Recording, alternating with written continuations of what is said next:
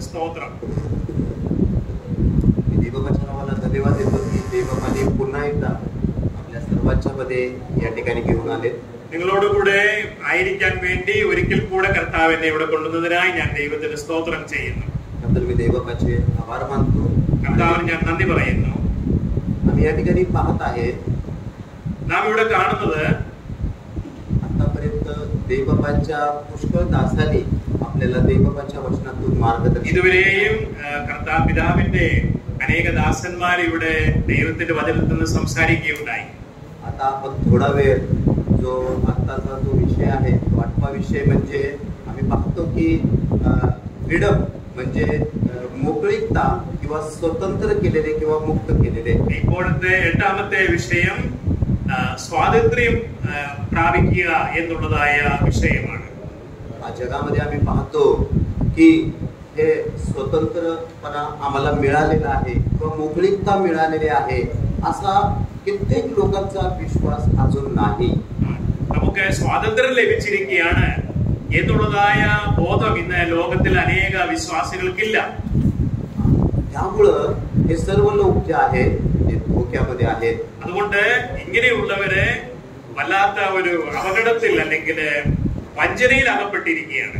त्यामुळे आम्ही पाहणार आहे की देवबापाने तुम्हाला मला कशा प्रकारे स्वतंत्रता दिलेली आहे. അതുകൊണ്ട് പ്രിയമുള്ളവരെ, ദൈവം നമുക്ക് എത്ര ഉത്കൃഷ്ടമായ സ്വാതന്ത്ര്യം ശ്രേഷ്ഠമായി നൽകിയിരിക്കുകയാണ്.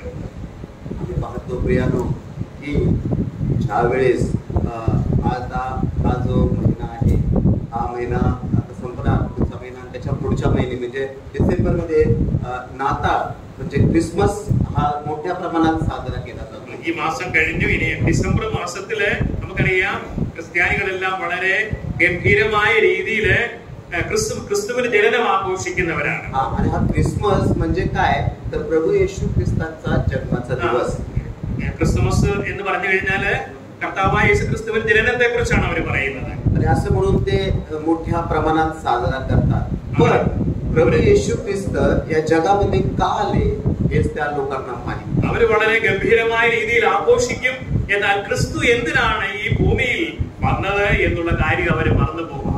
आणि प्रभू येशू ख्रिस्त का या जगामध्ये आले, त्यांनी का मानव रूप धारण करून या जगामध्ये ते आले हे लोकांना माहित नाही. യേശു കർത്താവ് എന്തിനാണ് ഇവിടെ വന്നത്, അവന് മനുഷ്യന്റെ രൂപം ധരിച്ച് എന്തിനാണ് ഇവിടെ വന്നത് എന്നുള്ള കാര്യം അവര് മറന്നു കളയുന്നു. आम्ही पाहतो की सारं जग जे आहे आणि सर्व लोक आम्ही तुम्ही आणि मी पापामध्ये होतो. നമുക്കറിയാം, ഞാനും നിങ്ങളും പാപത്തിന്റെ ബന്ധനത്തിലായിരുന്നു. त्यामुळं त्या पापापासून तारण्यासाठी प्रभू येशू ख्रिस्त या जगामध्ये. അതുകൊണ്ട് നമ്മെ പാപത്തിൽ നിന്ന് രക്ഷിപ്പാൻ വേണ്ടിയാണ് യേശു കർത്താവ് ലോകത്തിലേക്ക് വന്നത്. या पापापासून तुम्हाला मला मुक्ती देण्यासाठी, या पापापासून तुम्हाला मला मोकळीक देण्यासाठी, या पापापासून या पापाच्या मरणाच्या भयानक शिक्षेपासून तुम्हाला मला स्वतंत्रपण देण्यासाठी प्रभू येशू ख्रिस्त या നമ്മളെ जगामध्ये. പാപത്തിൽ നിന്ന് രക്ഷിപ്പാൻ, പാപത്തിൽ നിന്ന് വിടുവിക്കുവാൻ, പാപത്തിൽ നിന്ന് നമ്മളെ സ്വാതന്ത്ര്യം നൽകാൻ വേണ്ടിയാണ് കർത്താവായ യേശു ക്രിസ്തു വന്നത്. त्यामुळं आम्ही पाहतो की जर मत्तेय शुभवर्तमान याचा 21वा अध्याय, मत्तेय शुभवर्तमान याचा पहिला अध्याय आणि त्याच्यामध्ये 21वे वचन. നമുക്ക് അതുകൊണ്ട് മത്തായിയുടെ സുവിശേഷം 1-ാം അധ്യായം 21-ാം വാക്യം വായിക്കാം. मत्तेय शुभवर्तमान याचा पहिला अध्याय 21वे वचन. മത്തായിയുടെ സുവിശേഷം 1-ാം അധ്യായം 21-ാം വാക്യം.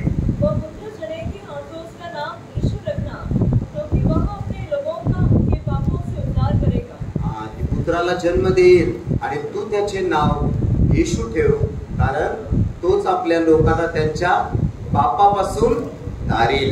അവൾ ഒരു മകനെ പ്രസവിക്കും, അവൻ തന്റെ ജനത്തെ അവരുടെ പാപങ്ങളിൽ നിന്നും രക്ഷിപ്പാനിരിക്കൊണ്ട് നീ അവന് യേശു എന്ന് പേരിടണം എന്ന് പറഞ്ഞു.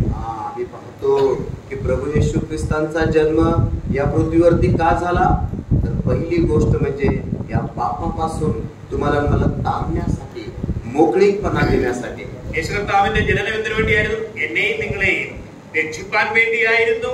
പാപത്തിൽ നിന്ന് നമുക്ക് സ്വാതന്ത്ര്യം നൽകേണ്ടതിന് വേണ്ടിയായിരുന്നു. आता ज्याने ज्याने प्रभू येशू ख्रिस्तावरती विश्वास ठेवला, ज्याने ज्याने आपलं पाप कबूल करून प्रभू येशूंना वैयक्तिक तारणारा म्हणून अंतःकरणात स्वीकारलं, ആരെല്ലാം യേശു കർത്താവിനെ രക്ഷകനായിട്ട് സ്വീകരിക്കുന്നുവോ, ആരെല്ലാം അവരുടെ പാപങ്ങളെ കുറിച്ച് അനുദപിക്കുന്നുവോ അവർക്കെല്ലാം अशा लोकांना हे तारण प्राप्त झालेलं आहे, हे पापांची क्षमा प्राप्त झालेली आहे. അങ്ങനെയുള്ളവർക്കാണ് പാപക്ഷമ ലഭിക്കുന്നത്. पण अजून लोकांना माहित नाही की आम्हाला देवबापाने अशा प्रकारे या मरणाच्या शिक्षेपासून सोडवलं. कारण का? या पापापासून सोडवलं. का सोडवलं आम्हाला? അനേകർക്ക് അറിയത്തില്ല എന്തിനാണ് പാപത്തിന്റെ ശിക്ഷാവിധിയിൽ നിന്ന് എന്നെ രക്ഷിച്ചത്, പാപത്തിൽ നിന്ന് എന്നെ വിടുവിച്ചത് എന്തിനാണെന്ന് അനേകർക്കും ഇന്നറിയില്ല. कारण तुम्ही आणि मी पाहतो रोमकरास पत्र याचा 3रा अध्याय आणि 23ावं जर वचन तुम्ही आणि मी वाचलं, നമുക്കറിയാം റോമാലേഖനം 3-ാം അധ്യായത്തിന്റെ 23-ാം വാക്യം വായിക്കുമ്പോൾ, रोम 3:23, റോമാലേഖനം 3-ാം അധ്യായം 23-ാം വാക്യം, त्यामध्ये म्हटलेलं आहे की सर्वांनी पाप केलेलं आहे आणि ते देवाच्या गौरवाला अंतरलेले आहे. അവിടെ പറയുന്ന ഇപ്രകാരമാണ്, എല്ലാവരും പാപം ചെയ്ത് ഒരുപോലെ ദൈവ തേജസ് ഇല്ലാത്തവരായി തീർന്നു. हे पापच अशी गोष्ट आहे जे तुम्हाला मला तुमच्या आपल्यामध्ये आणि देवबापाच्या मध्ये एक भिन्न निर्माण करते. നമുക്കറിയാം പാപം എന്ത് ചെയ്തു? നമ്മെയും ദൈവത്തെയും തമ്മിൽ വേർതിരിച്ചു. നമുക്കിടയില് പാപം ഒരു വലിയ ഒരു ഭിത്തി പോലെ ആയി തീർന്നിരിക്കുകയാണ്. या पापामुळे देवबापापासून कित्येक लोक दूर आहेत. പാപം നിമിത്തം അനേകരും ദൈവത്തിൽ നിന്ന് പിതാവായ ദൈവത്തിൽ നിന്ന് ദൂരെയായി മാറിയിരിക്കുന്നു. सर, तुम्हाला तुमचा माझा जर देवबापाशी मिलाप व्हायचा असेल तर ही पापाची जी आडविंक आहे ती पहिली पडली पाहिजे. ആർക്കെങ്കിലും എനിക്കോ നിങ്ങൾക്കോ ദൈവവുമായി ബന്ധമുണ്ടാകണമെങ്കിൽ ഈ പാപം എന്നതായ ഈ വലിയ മതില് തകർക്കപ്പെടണം. कारण या सैतानानं सगळ्यात मोठी गोष्ट कोणती केलेली आहे त्या एदेन बागेमध्ये? आदाम आणि हवा यांना फसवून, कशा प्रकारे हवेला बुरळ घालून तिला फसवून काय केलेलं आहे? देवबापाची आज्ञा मोडायला लावलेली आहे आणि त्यांच्याकडून खूप मोठं पाप झालेलं आहे आणि त्यांना देवबापाच्या समक्षतेपासून त्यांना दूर जावं लागलेलं आहे. നമുക്കറിയാം ഏദൻ തോട്ടത്തിൽ എന്ത് സംഭവിച്ചുവെന്ന്. മനുഷ്യരെ വഞ്ചിച്ച് അവരെ പാപത്തിൽ വീഴിച്ചു. അത് നിമിത്തം അവരെ ദൈവത്തിൽ നിന്നും ദൂരെ, ദൈവത്തോട് അടുക്കാൻ കഴിയാത്ത രീതിയിൽ ഭയമുള്ളവരായി മാറി. कारण जो अशा प्रकारे पापामध्ये राहणार, पापामध्ये जीवन जगणार, देवबापाची आज्ञा मानणार नाही, तो देवबापापासून दूर राहणार. പാപത്തിൽ ജീവിക്കുന്നവർ ദൈവവചനം അനുസരിക്കുകയില്ല, ദൈവത്തിന്റെ ശബ്ദം കേൾക്കുകയില്ല, അവരെ ദൈവത്തിൽ നിന്ന് ദൂരെയാണെന്ന് ജീവിക്കും. कारण का? हे सैतानाचा खूप मोठा डाव आहे. അത് പിശാചിന്റെ ഒരു വലിയ തന്ത്രം തന്നെയാണ്. आणि बघा, जर आम्ही पाप करणार तर त्या पापाबद्दल शिक्षा पण आहे. നാം പാപം ചെയ്താൽ പാപത്തിന് ശിക്ഷയുണ്ട്. आता ही पापाची शिक्षा कोणती आहे? പാപത്തിന്റെ ശിക്ഷ എന്താണ്? जशा प्रकारे आपण भारतामध्ये राहतो आणि ह्या ठिकाणचा जर आम्ही कायदा मोडला, आम्ही समजा चोरी केली किंवा खून केला तर त्याच्याबद्दल तुम्हाला मला काय मिळणार? शिक्षा मिळणार. നമുക്കറിയാം ഭാരതത്തില് നമ്മൾ എന്തെങ്കിലും തെറ്റ് ചെയ്താൽ തീർച്ചയായിട്ടും ഇവിടെ നിയമമുണ്ട്, നമുക്ക് ശിക്ഷ കിട്ടും.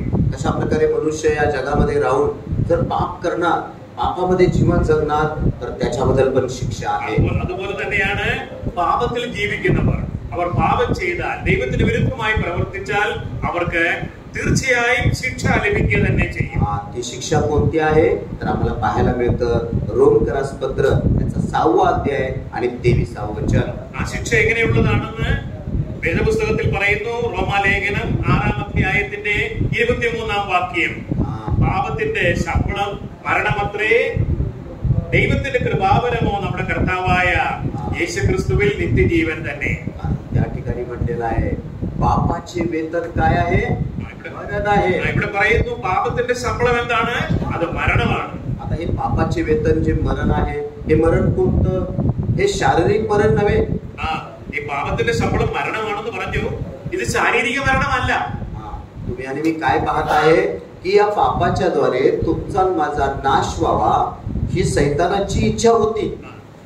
എന്താണെന്ന് വെച്ചാല് പാപനിമിത്തം എന്റെയും നിങ്ങളുടെയും നാശം ഉണ്ടാകണമെന്നായിരുന്നു പിശാചിന്റെ ആഗ്രഹം. आता हे मरण जे आहे हे शारीरिक मरण नव्हे. हे शारीरिक मरण तर नेमस्त केलेलं आहे. ഈ മരണമെന്ന് ഉദ്ദേശിക്കുന്നത് നമ്മുടെ നമ്മുടെ ശരീരത്തിന്റെ മരണമല്ല. ശരീരത്തിന്റെ മരണം എല്ലാവർക്കും സംഭവിക്കുക തന്നെ ചെയ്യും. हे शारीरिक मरण फिक्स आहे. हे कुठं आम्ही पाहतो तर आम्ही जर स्तोत्र संहिता याचा 9वा अध्याय आणि त्याच्यामध्ये 10वं वचन वाचलं तर त्या ठिकाणी असं म्हटलेलं आहे, ശരീരത്തിന്റെ മരണത്തെ കുറിച്ച് 90-ാം സങ്കീർത്തനം അതിന്റെ 10ാം വാക്യത്തില് പറഞ്ഞിട്ടുണ്ട്. ശരീരത്തിന്റെ മരണത്തെ കുറിച്ച് जे आमचं तुमचं माझं जे आयुष्य आहे ते ह्या ठिकाणी सांगितलेलं आहे. मनुष्याचं जे आयुष्य आहे ते 70 वर्ष, शक्य असल्यास फार तर 80 वर्ष. അവിടെ പറയുന്നു മനുഷ്യൻ ഞങ്ങളുടെ ആയുഷ്കാലം 70 സംവത്സരം, ഏറെയായാൽ 80 സംവത്സരം. आणि हे लवकर सरतं आणि मनुष्य निघून जातो असं म्हटलेलं आहे. അത് വേഗം തീർന്നു പോകും എന്നും പറയുന്നുണ്ട്. आता आम्ही पाहतो की हे शारीरिक मरण जे आहे ते हे 70 वर्ष, शक्ती वर्ष तुमची माझी इच्छा असो किंवा नसो, ज्या वेळेस हे तुमचं माझे वर्ष आयुष्य पूर्ण होणार तेव्हा आम्ही निघून जाणार. ഈ 70 വർഷം എന്നുള്ളത് നമ്മുടെ ഇഷ്ടമുണ്ടായാലും ഇല്ലെങ്കിലും അത് തീരുമ്പോൾ അല്ലെങ്കിൽ ഒരു കാലഘട്ടത്തില് നാം ഇവിടെ വിട്ടു പോയേ മതിയാവും. നമുക്ക് മരണം സംഭവിച്ചേ മതിയാവും. पण देवाने जे या ठिकाणी सांगितलेलं आहे पापाचे वेतन जे मरण आहे ते मरण हे शारीरिक मरण नव्हे. എന്നാൽ ഇവിടെ പറഞ്ഞിട്ടുള്ള പാപത്തിന്റെ ശമ്പളം മരണം എന്നുള്ളത് ശാരീരിക മരണത്തെ കുറിച്ചല്ല പറയുന്നത്. तर ते मरण कोणतं आहे? ഈ മരണം ഏത് മരണമാണ്? माणसांना वाटतं की एकदा मनुष्य मेला की संपलं. മനുഷ്യർക്ക് ഇങ്ങനെയാണ് ചിന്തയുള്ളത്, ഒരിക്കൽ മരിച്ചു തീർന്നു എന്നാണ് പലരുടെയും ചിന്ത. तर एकदा मेलं की संपलं नाही. बायबल सांगतं मेलं तर पुन्हा त्याला उठवणार आणि त्याचा न्याय करणार. എന്നാൽ പ്രിയമുള്ളവരെ, ശാരീരിക മരണം കൊണ്ട് തീരുകയില്ല. പിന്നെയോ മരിച്ചാൽ പിന്നീട് അവന് ന്യായവിധിയുണ്ട്. മരിച്ചവർ എഴുന്നേൽക്കും, പിന്നെ അവർക്ക് न्यायविधी ഉണ്ടാകും. काय म्हटलेलं आहे की मेल्यानंतर मनुष्याला पुन्हा उठवणार आणि त्याचा न्याय करण्यात येणार. त्याला विचारण्यात येणार की बाबा तू या पृथ्वीवरती 70 वर्ष जगलास, 80 वर्ष जगलास, काय या तुझ्या जीवनामध्ये जे प्रभू येशू ख्रिस्ताच्या द्वारे जे तारण ठेवलेलं होतं, पापशापा ठेवलेली होती, नवीन जन्म ठेवलेला होता, जी मोकळीकता ठेवलेली होती, जी मुक्ती ठेवलेली होती, ते तुम्ही प्राप्त केली काय? അതായത് ശരീരത്തിന് മരണം കൊണ്ട് തീർന്നു പോകുകയില്ല. നാം ഓരോരുത്തരും ന്യായവിധിയെ നേരിട്ടേ മതിയാവും. നമ്മള് വീണ്ടും ജനിച്ചോ, നമ്മൾ കർത്താവിലുള്ള രക്ഷ പ്രാപിച്ചുവോ, കർത്താവിന്റെ വചനമനുസരിച്ച് ജീവിച്ചുവോ എന്നുള്ളതായ കണക്ക് കൊടുക്കേണ്ടി വരും.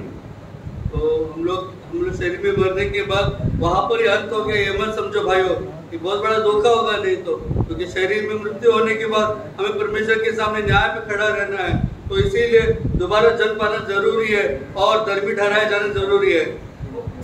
या ठिकाणी आम्ही पाहतो मग त्यानंतर न्याय होणार आणि त्यानंतर जी शिक्षा मिळणार आहे, जे सांगितलेलं आहे की पापाचे वेतन मरण आहे. ती कोणती शिक्षा आहे तर आपल्याला पाहायला मिळतं प्रगटीकरण याचा 21वा अध्याय आणि 8व वचन. നമുക്ക് ന്യായവിധി ഉണ്ടാകും, പിന്നീട് പാപം ചെയ്തതിനുള്ളതായ ശിക്ഷയുണ്ടാകും. അത് എങ്ങനെയുള്ള ശിക്ഷയാണെന്ന് വെളിപ്പാട് പുസ്തകം प्रगटीकरण याचा 21वा अध्याय, വെളിപ്പാട് പുസ്തകം 21-ാം അധ്യായത്തിന്റെ त्याच्यामध्ये 8व वचन, അതിന്റെ 8ാം വാക്യം ഇപ്രകാരം പറയുന്നു.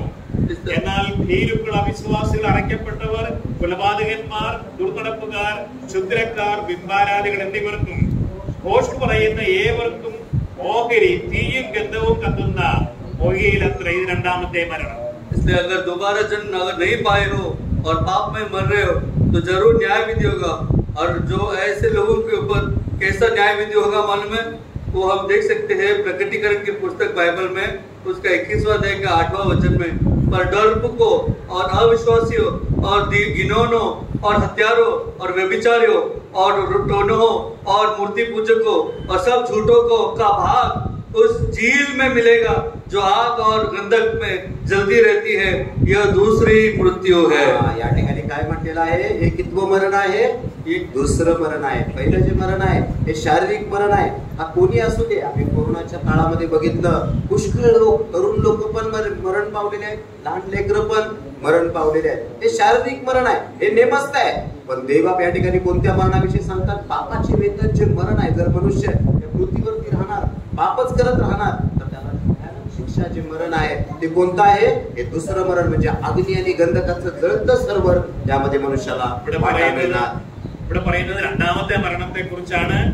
ഇത് ശാരീരിക മരണത്തെ കുറിച്ചല്ല. നമുക്കറിയാം, കൊറോണ വന്നപ്പോൾ അനേകം ചെറുപ്പക്കാർ തന്നെ ശാരീരിക മരണത്തിലേക്ക് വീഴുകയുണ്ടായി, മരിച്ചു പോവുകയുണ്ടായി. എന്നാൽ ഇവിടെ പറയുന്ന രണ്ടാമത്തെ മരണം ഇത് ദൈവത്തിൽ നിന്ന് അകന്ന് ജീവിക്കുന്നവർക്കുള്ളതായ കത്തുന്ന തീപ്പൊയ്യയിലുള്ളതായ പൊയ്യയെ കുറിച്ചാണ് ഇവിടെ രണ്ടാമത്തെ മരണം എന്ന് പറയുന്നത്. हमने वाक्य पढ़ा वो दूसरा मृत्यु है. शरीर का मृत्यु के बाद दूसरा मृत्यु के बारे में पढ़ा. हम जानते हैं किस तरह कोरोना के काल में कितने युवा मैंने जाना, वे लोग का जान उन लोग का मर गए. और मरने के बाद इधर जो लिखे जितने भी बातें, ये दूसरा मृत्यु है. मरण आहे हे कसलं मरण आहे? दुसरं मरण जे आहे ते सार्वकालिक आहे. युगानुयुग मनुष्य त्यामध्ये वेदना भोगणार. ഇത് രണ്ടാമത്തെ മരണം എന്നുള്ളത് അത് നിത്യമായ മരണമാണ്, എന്നേക്കുമുള്ള മരണമാണ്. യുഗങ്ങളോളം അല്ലെങ്കിൽ യുഗാനുയുഗമായിട്ട് അവര് വേദന അല്ലെങ്കിൽ ശിക്ഷ അനുഭവിക്കേണ്ടി വരും. ये दूसरा मृत्यु मालूम है, वो ऐसा मृत्यु, वो अनंत काल का मृत्यु है. युगानुयुग भी अगर युग चले जाए तो भी वो व्यक्ति प्रभु अंगार की जीव में वेदना में सहना पड़ेगा. मग त्या वेदनेमध्ये जर आम्ही राहणार तर आमचा नाश होणार. हा कुणाचा प्लॅन होता? हा शत्रू सैतानाचा प्लॅन होता. पण देवबापांनी प्रियानो तुमच्या माझ्यावरती प्रीती केली. നമ്മെ മരണത്തിലാക്കുക അല്ലെങ്കിൽ നമ്മെ തീപ്പൊയ്കയുടെ ഓഹരിക്കാരാക്കുക എന്നുള്ളത് സാത്താന്റെ പദ്ധതിയാണ്. എന്നാൽ ദൈവം നമ്മെ സ്നേഹിച്ചു, ദൈവം നമുക്ക് രക്ഷയ്ക്കുള്ളതായ ഒരു വഴി ഒരുക്കി. ये शैतान का कार्य था, उसके लिए बनाया गया था नरक. लेकिन देखो, शैतान का योजना हमारे लिए भी वही था, लेकिन परमेश्वर ने हम पर प्रेम किया और सही समय पर हमें बचाया. इस कारण हम इस आग से बच गए. पाहतो की काय केलेलं आहे? देवबापाने आपल्यावरती प्रीती केलेली आहे आणि आमच्यासाठी देवबापाने एक तारणाचा मार्ग खुला केला. നമുക്കറിയാം, ദൈവം നമ്മെ സ്നേഹിച്ചു. നമ്മുടെ മേലുള്ളതായ ദൈവത്തിന്റെ സ്നേഹമാണ് നമ്മെ രക്ഷിക്കേണ്ടതിനു വേണ്ടി ഒരു രക്ഷകനെ അയക്കാനുള്ളതായ പദ്ധതിയിട്ടത്. ये तो परमेश्वर का प्रेम था कि हम जैसे पापियों को परमेश्वर ने बचाने के लिए एक योजना बनाया. हम जानते हो वो योजना क्या था, मुक्ति का मार्ग कैसा था. आम्ही पाहतो की तो मार्ग होता യോഹന്നാൻ 3:16. നമുക്കത് അറിയാം. അത് യോഹന്നാന്റെ സുവിശേഷം 3-ാം അധ്യായത്തിന്റെ 16-ാം വാക്യം. हम वो जानते हैं परमेश्वर समाचार 3:16 जो യോഹന്നാൻ में जो लिखा हुआ बात. देवाने जगावर एवढी प्रीती केली की त्याने आपला एकुलता एक पुत्र दिला, यासाठी की जो कोणी त्याच्यावरती विश्वास ठेवतो त्याचा नाश होऊ नये, तर त्याला सार्वकालिक जीवन प्राप्त व्हावे. ഏകജാതനായ പുത്രൻ വിശ്വസിക്കുന്ന ഏവനും നശിച്ചു പോകാതെ നിത്യജീവൻ പ്രാപിക്കേണ്ടതിന് അവനെ നൽകുവാൻ തക്കവണ്ണം ദൈവം ലോകത്തെ സ്നേഹിച്ചു. तो परमेश्वर जो वचन में जो लिखा है यूहन्ना 3:16 में कि परमेश्वर ने जगत से इतना प्रेम किया कि उसने अपने इकलौता पुत्र दे दिया ताकि जो कोई इस पर विश्वास करे वो नाश न होए परंतु अनंत काल का जीवन पाए. अनंत कालचं जीवन तुम्हाला मला मिळावं ही देवबापाची इच्छा होती. ദൈവത്തിന്റെ ഹിതം ഇപ്രകാരമാണ്, നമുക്ക് നിത്യജീവൻ ലഭിക്കുക എന്നുള്ളത്. परमेश्वर की इच्छा था कि हम लोग को अनंत काल का जीवन मिले. आम्ही पाहतो की कशा प्रकारे तुम्ही आणि मी या सैतानाच्या दासपणामध्ये होतो, कारण जे पापामध्ये राहतात ते सैतानाचे गुलाम आहेत. പാപത്തിൽ ജീവിക്കുന്നവർ പിശാചിന്റെ അടിമയാണ്. നമുക്കറിയാം, പാപം ചെയ്ത് ജീവിക്കുന്ന ഒരുവന് അത് സാത്താന്റെ അടിമയായി മാറുകയാണ് ചെയ്യുന്നത്. जो व्यक्ति पाप में जी रहा है, वो यथार्थ पाप के अधीन में जी रहा है, ऐसे व्यक्ति शैतान का गुलाम के अधीन में आकर जी रहा है. आम्ही पाहतो की योहान याचा 8वा अध्याय 32व्या वचनापासून जर आम्ही 36व्या वचनापर्यंत जर वाचलं तर तुम्हाला मला या ठिकाणी पाहायला मिळतं. योहान शुभवर्तमान याचा 32वा अध्याय आणि 8वा अध्याय आणि त्याच्यामध्ये बघा നോക്കാം. യോഹന്നാന്റെ സുവിശേഷം 8-ാം അധ്യായം 32-ാം വാക്യം മുതൽ വായിക്കുകയാണെങ്കിൽ John 8:32-36 8:32-36 36-ാം വാക്യം 32व्या वचनापासून, आणि तुम्ही सत्य जाणार व सत्य तुम्हाला मोकळे करेल. നിങ്ങൾ സത്യം അറിയുകയും സത്യം നിങ്ങളെ സ്വതന്ത്രരാക്കുകയും ചെയ്യും. और सत्य को जानोगे और सत्य तुम्हें स्वतंत्र करेगा. हे सत्य तुम्ही आणाल आणि सत्य तुम्हाला मोकळे कराल. सत्य काय आहे? जे प्रभू येशू ख्रिस्ताने जे वधस्तंभावरती जे तारणाचं काम आहे ते केलेलं आहे. സത്യം എന്താണ്? കർത്താവായ യേശുക്രിസ്തു ക്രൂശിൽ നമുക്ക് വേണ്ടി രക്ഷയുടെ പദ്ധതി തയ്യാറാക്കിയതാണ് സത്യം എന്നുള്ളത്. सत्य क्या मालूम है? कि सत्य यह है कि क्रूस पर यीशु मसीह ने हमारे मुक्ति का एक मार्ग को तैयार कर दिया है. कारण या पापाचे वेतन जे मरण आहे, या अग्निगंधकाचे जे जळते सर्वर आहे त्यापासून सोडवण्यासाठी, तुम्हाला मला सार्वकालिक जीवन देण्यासाठी, तुम्हाला मला या पृथ्वीवरती असताना नवीन जन्म देण्यासाठी प्रभू येशू ख्रिस्त तुमच्या आणि माझ्या पापासाठी त्या वधस्तंभावरती मारले गेले, पुरले गेले आणि तिसऱ्या दिवशी मरणातून पुन्हा उठले. പാപത്തിന്റെ ശമ്പളമായ മരണം അഗ്നിയുടെ ഗന്ധകവും തീ കത്തുന്ന തീപ്പൊകയിൽ നിന്ന് നമ്മെ വിടുവിക്കേണ്ടതിന് വേണ്ടി, സാത്താന്റെ അധീനതയിൽ നമ്മെ വിടുവിക്കേണ്ടതിന് വേണ്ടി ദൈവം ഒരുക്കിയ മാർഗമാണ് അത്. തന്റെ പുത്രനെ നൽകുന്നതിലൂടെ നമ്മെ രക്ഷിക്കുകയും നമ്മെ ദൈവത്തിന്റെ രാജ്യത്തിന്റെ അവകാശികളാക്കി തീർക്കുകയും ചെയ്യണമെന്നുള്ളത്. क्योंकि पाप पे मजदूरी मृत्यु था, हमने देखा पहला मृत्यु और दूसरा मृत्यु. उस कारण परमेश्वर को ये बहुत जरूरी पड़ेगा कि मनुष्य जो पाप में फंस गए थे वो लोग इस न्याय विधि से बचे, जो हमने पहले पढ़ा नरक का जो वो आग का जो झील से.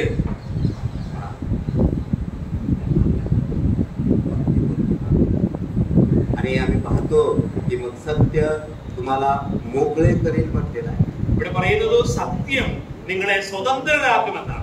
और इधर लिखा है कि सत्य जानोगे तो वो तुम्हें स्वतंत्र करेगा. सत्य काय आहे?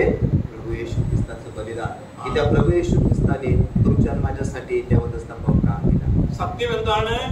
നമ്മുടെ കർത്താവായ യേശുക്രിസ്തു എനിക്കും നിങ്ങൾക്ക് വേണ്ടി ക്രൂശിൽ ജീവൻ നൽകി എന്നുള്ളതാണ്. सत्य क्या है? यीशु मसीह का बलिदान, जो उसने क्रूस पर अपना जान निछावर करके हमारे लिए बलि बन गया. हे जगातील लोकांना हे सत्य माहित नाही. ഈ ലോകത്തിലെ ജനങ്ങൾക്ക് ഈ സത്യം അറിയത്തില്ല. ये संसार के लोगों को ये वाला सत्य नहीं उनको मालूम. म्हणून या अध्यायामध्ये 33व्या वचनामध्ये म्हटलेलं आहे, त्याने त्याला उत्तर दिले, आम्ही अब्रामाचे संतान आहोत व कधीही कोणाच्या दास्यात नव्हतो, तर तुम्ही मोकळे व्हाल असे तू कसे म्हणतोस. ഇവിടെ 33-ാം വാക്യം പറയുന്നു, അവനോട് ഞങ്ങൾ അബ്രഹാമിന്റെ സന്തതി, ആർക്കും ഒരു നാളും ദാസന്മാരായിരുന്നിട്ടില്ല, നിങ്ങൾ സ്വതന്ത്രന്മാരാകും എന്ന് നീ പറയുന്നത് എങ്ങനെ എന്ന് ഉത്തരം പറഞ്ഞു. तो 8:33 में पढ़ते वक्त पता चलता है वे लोग उनको प्रत्युत्तर उत्तर दिया. उन्होंने उसको उत्तर दिया कि हम लोग तो इब्राहिम के वंश के हैं और कभी किसी के दास नहीं हुए, फिर तू क्यों कहता है कि तुम स्वतंत्र हो जाओगे. या ठिकाणी प्रभू येशूने त्यांना उत्तर दिलेलं आहे. ഇവിടെ കർത്താവായ യേശുക്രിസ്തു അവരോട് തക്കതായ ഉത്തരം നൽകിയിരിക്കുകയാണ്. तब यीशु ने उत्तर दिया. 34 वचन, येशूने त्यांना उत्तर दिले, मी तुम्हास खचित सांगतो, जो कोणी पाप करतो तो पापाचा दास आहे. 34-ാം വാക്യം, അതിന് യേശു ആമേൻ ആമേൻ ഞാൻ നിങ്ങളോട് പറയുന്നു, പാപം ചെയ്യുന്നവനെല്ലാം പാപത്തിന്റെ ദാസനാകുന്നു. और 34वां वचन में यीशु उत्तर देता है. यीशु ने उनको उत्तर दिया, मैं तुमसे सच सच कहता हूँ कि जो कोई पाप करता है वो पाप का दास है. या ठिकाणी सांगितलंय पापाचे दास आहे. जर प्रियानो अजून आम्ही जे प्रभू येशू ख्रिस्ताने ज्या वधस्तंभावर प्राण देऊन जे तारण ठेवलेलं आहे त्या अजून जर आम्ही प्राप्त करून घेतलं नसेल, ഇവിടെ പറയുന്നു പാപത്തിന്റെ ദാസനാകുന്നു എന്ന് വെച്ചാല് യേശുക്രിസ്തു ക്രൂശിൽ നിറവേറ്റിയ ക്രൂശ് മരണത്തിൽ വിശ്വസിച്ചില്ല എങ്കിൽ നാം പാപത്തിന്റെ ദാസരായി തന്നെ തുടരും. उसमें लिखा कि यीशु मसीह पर जब तक भरोसा नहीं करोगे तो ऐसा व्यक्ति पाप के दासत्व में ही बना रहेगा. या ठिकाणी काय म्हटलेलं आहे? तो पापाचा दास आहे. म्हणजे आम्ही जर ते अजून तारण प्राप्त केलं नसेल तर आम्ही पापाचे दास आहोत. നാം ഇതുവരെയും രക്ഷിക്കപ്പെട്ടില്ല എങ്കിൽ നമ്മൾ രക്ഷിക്കപ്പെട്ടില്ല എങ്കിൽ പാപത്തിന്റെ ദാസന്മാരായി തന്നെ തുടരും. अगर अभी भी हम लोग विश्वास करने के द्वारा अगर नहीं बचेंगे तो तुम पाप के दासत्व में ही बने रहोगे. म्हणून जे प्रभू येशू ख्रिस्ताने जे तारण त्या वधस्तंभावरती जाहीर केलेला आहे. त्यावर ज्या लोकांनी त्यावर विश्वास ठेवलेला आहे ते आता या दुसरं जे मरण आहे या शिक्षेपासून वाचवले जाणार. യേശു കർത്താവ് ക്രൂസിലൂടെ നടപ്പിലാക്കിയതായ രക്ഷയിൽ അല്ലെങ്കിൽ ക്രൂസിലൂടെ വെളിപ്പെടുത്തിയതായ രക്ഷയില് നമ്മളെ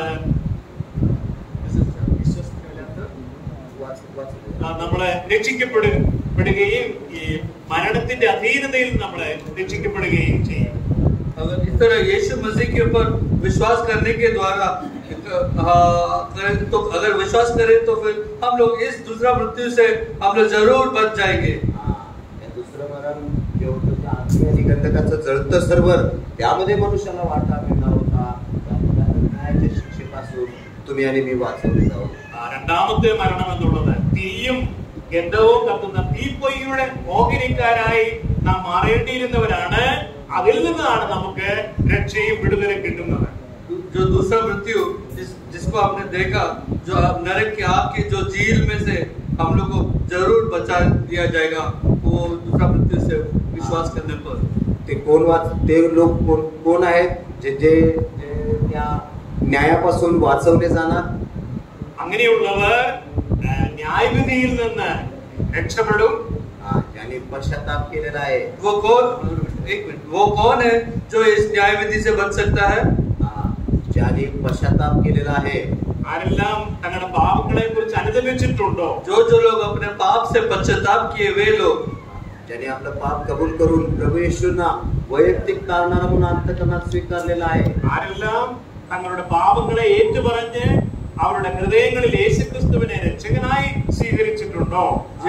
जे लोग पाप का पश्चाताप ही नहीं, पाप का पूर्ण रूप से अंगीकार करके ये अपने हृदय में यीशु मसीह को उन्होंने मुक्तिदाता और प्रभु करके स्वीकार करने वाले लोग, जे आता प्रभू येशू ख्रिस्तामध्ये आहेत, അവരെല്ലാവരും യേശുക്രിസ്തുവിലാണ്. और जिस कारण आज वे लोग यीशु मसीह में हैं. तेच लोक त्या न्यायाच्या शिक्षेपासून वाचवले जाणार. അവരെല്ലാം ശിക്ഷാവിധിയിൽ നിന്ന് രക്ഷിക്കപ്പെട്ടവരാണ്. ऐसे लोग ही हैं जो न्याय के दंड से बचे जाएंगे. रोमकरास पत्र याचा 8वा अध्याय आणि पहिल्या वचनामध्ये सांगितलेला आहे. അതേക്കുറിച്ച് റോമാലേഖനം 8-ാം അധ്യായത്തിന്റെ 1-ാം വാക്യത്തിൽ പറയുന്നു, അതുകൊണ്ട് ഇപ്പോൾ ക്രിസ്തുയേശുവിലുള്ളവർക്ക് ഒരു ശിക്ഷാവിധിയുമില്ല. इसलिए रोमियो 8:1 में लिखा है जैसा कि जो कोई यीशु मसीह पर विश्वास करते हैं उनके ऊपर न्याय का दंड नहीं होगा. या ठिकाणी म्हटलेलं आहे जे ख्रिस्त येशू मध्ये आहेत, ക്രിസ്തുയേശുവിൽ ഉള്ളവർക്ക്, जो मसीह यीशु में है, काय म्हटलेलं आहे जे ख्रिस्त येशू मध्ये आहेत आणि देहाप्रमाणे वागत नाहीत. पंडित रमाबाई बायबल मध्ये असं भाषांतर केलेलं आहे की ते आता ख्रिस्त येशू मध्ये आहेत, जे ख्रिस्त येशू मध्ये आहेत आणि देहाप्रमाणे वागत नाहीत. പണ്ഡിറ്റ് രമാബായിയുടെ ഭാഷാന്തരത്തിൽ ഇങ്ങനെയാണ് പറഞ്ഞിട്ടുള്ളതെന്ന് പറയുന്നത്, ക്രിസ്തുയേശുവിലുള്ളവർ ജഡത്തിന്റെ ഇഷ്ടത്തിന് ഒത്തവണ്ണം നടക്കുന്നില്ല. पंडित रमाबाई का बाइबल के ट्रांसलेशन में ऐसा लिखा है कि जो मसीह यीशु में है अब और जो शरीर के लालसा के अनुसार नहीं चलने वाले लोग, त्यात हे काय म्हणतात त्यांच्यावरती आता न्यायदंड येणार नाही. അങ്ങനെയുള്ളവരുടെ മേൽ ശിക്ഷാവിധി ഉണ്ടാകുകയില്ല. ऐसे लोग के ऊपर न्याय का दंड नहीं होगा. आम्ही पाहतो की आणखीन आम्हाला पाहायला मिळतं की आता त्याच्यावरती न्यायदंड नाही. आता कसं आम्ही पाहतो, कारण ते ख्रिस्त येशू मध्ये आहेत आणि आता देहाप्रमाणे वागत नाही. ക്രിസ്തുയേശുവിലുള്ളവർ അവർക്ക് ശിക്ഷാവിധി ഉണ്ടാകുകയില്ല. അതിനൊരു കാരണമുണ്ട്, അവര് ജഡത്തിന്റെ ഇഷ്ടത്തിന് ഒത്തവണ്ണമല്ല നടക്കുന്നത്. उसका कारण ये ऐसे लोगों मसीह यीशु में उनके ऊपर दंड का कारण इसलिए नहीं होगा क्योंकि वे लोग शरीर के अनुसार नहीं चल रहे. आम्ही पाहतो की योहान 3:18 मध्ये दिलेला आहे. ഇതേക്കുറിച്ച് യോഹന്നാന്റെ സുവിശേഷം 3-ാം അധ്യായത്തിന്റെ 18-ാം വാക്യത്തിൽ പറയുന്നു. इसके विषय में जॉन की 3:18 में लिखा हुआ है. योहान 3:18 जो त्याच्यावर विश्वास ठेवतो त्याचा न्याय ठरवण्यात येत नाही. അവനിൽ വിശ്വസിക്കുന്നവന് ന്യായവിധിയില്ല. उस पर जो विश्वास करता है, जो उस पर विश्वास करता है, उस पर दंड की आज्ञा नहीं होती. आता या ठिकाणी सांगितलेलं आहे, जो त्याच्यावरती म्हणजे जो प्रभू येशू ख्रिस्तावरती विश्वास ठेवतो, ज्याने हे तारण प्राप्त केलेलं आहे, नवीन जन्म प्राप्त केलेला आहे, त्यांना आता तो न्यायात काय म्हटलेलं आहे या ठिकाणी विश्वास ठेवतो त्याचा न्याय ठरवण्यात येत नाही. അവനിൽ എന്ന് വെച്ചാൽ ക്രിസ്തുയേശുവിൽ വിശ്വസിച്ച് വീണ്ടും ജനനം പ്രാപിച്ചവർക്ക് രക്ഷ അനുഭവമാക്കിയവർക്ക് ശിക്ഷാവിധിയില്ല. उस पर विश्वास करने के द्वारा जिसका दोबारा जन्म प्राप्त हुआ है और वो न्याय विधि से हट गया, ऐसे लोग के ऊपर दंड की आज्ञा नहीं होगी. आम्ही पाहतो की इब्री लोकासपत्र याचा 2रा अध्याय 14व्या वचनामध्ये पण सांगितलेला आहे. ഇതേക്കുറിച്ച് ഇബ്രാഹിം ലേഖനം 2ാം അധ്യായത്തിന്റെ 14ാം വാക്യത്തിലും പറഞ്ഞിട്ടുണ്ട്. इसके विषय में इब्रानियों की किताब में 2रा अध्याय 14 वचन में लिखा है.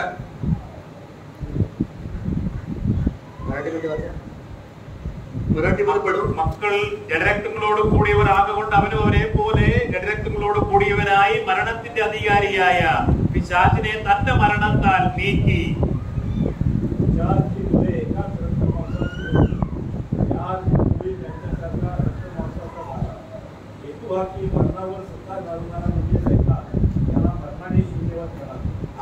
इसलिए जबकि लड़के मांस का और लहू के भागी है, तो वो आप भी उनके समान उनका सहभागी हो गया, ताकि मृत्यु के द्वारा उस जिसे मृत्यु पर शक्ति मिली थी अर्थात शैतान को निकम्मा कर दे दिया.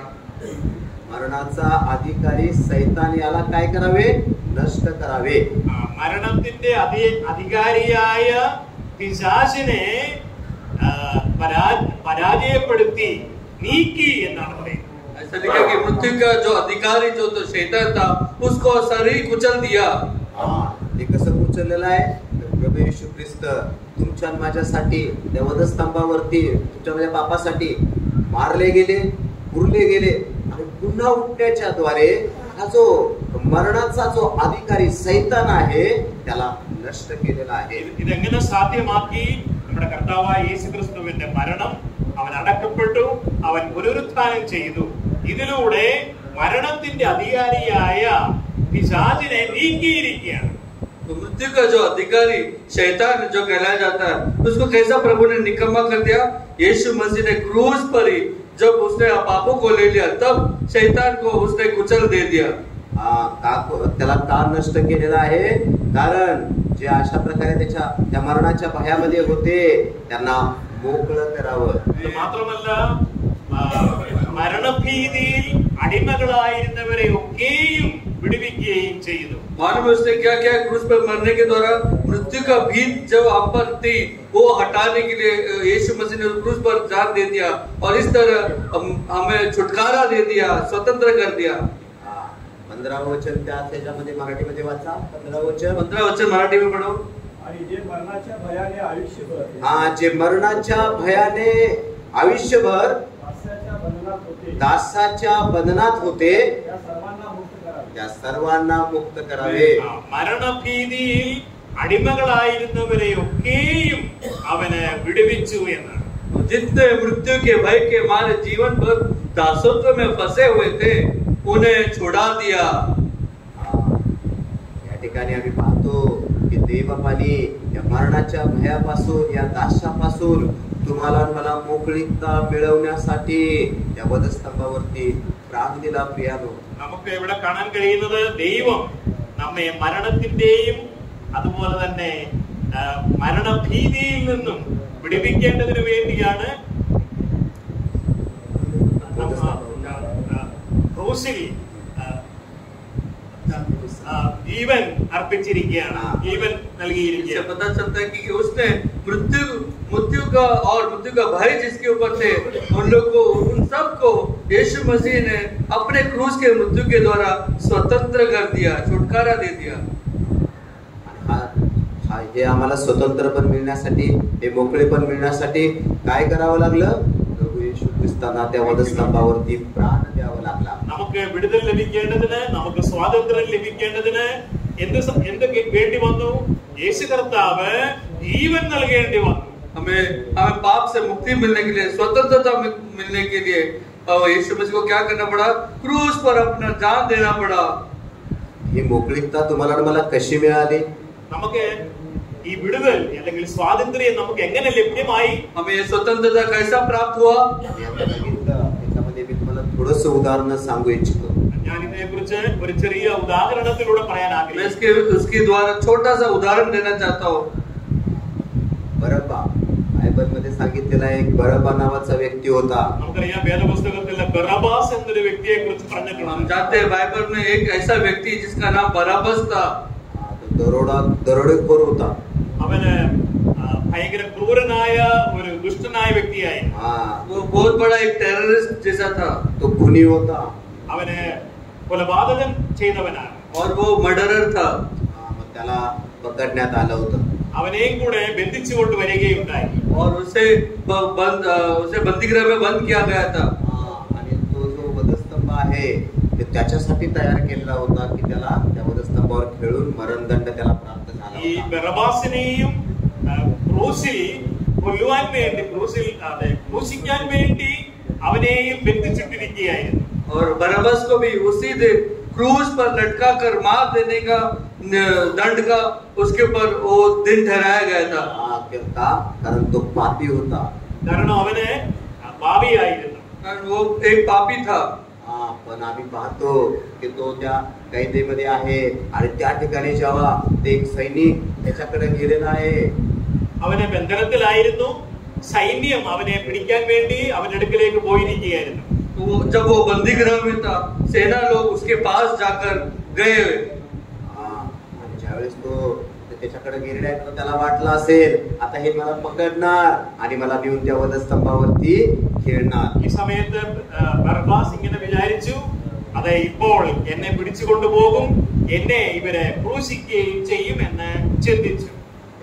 जब सेना के लोग बराबास के पास पहुंचे तो जरूर उसके मन में यही ख्याल होगा, अभी मेरा समय आ गया, ये लोग मुझे पकड़कर क्रूस पर ले जाने के लिए आ गए.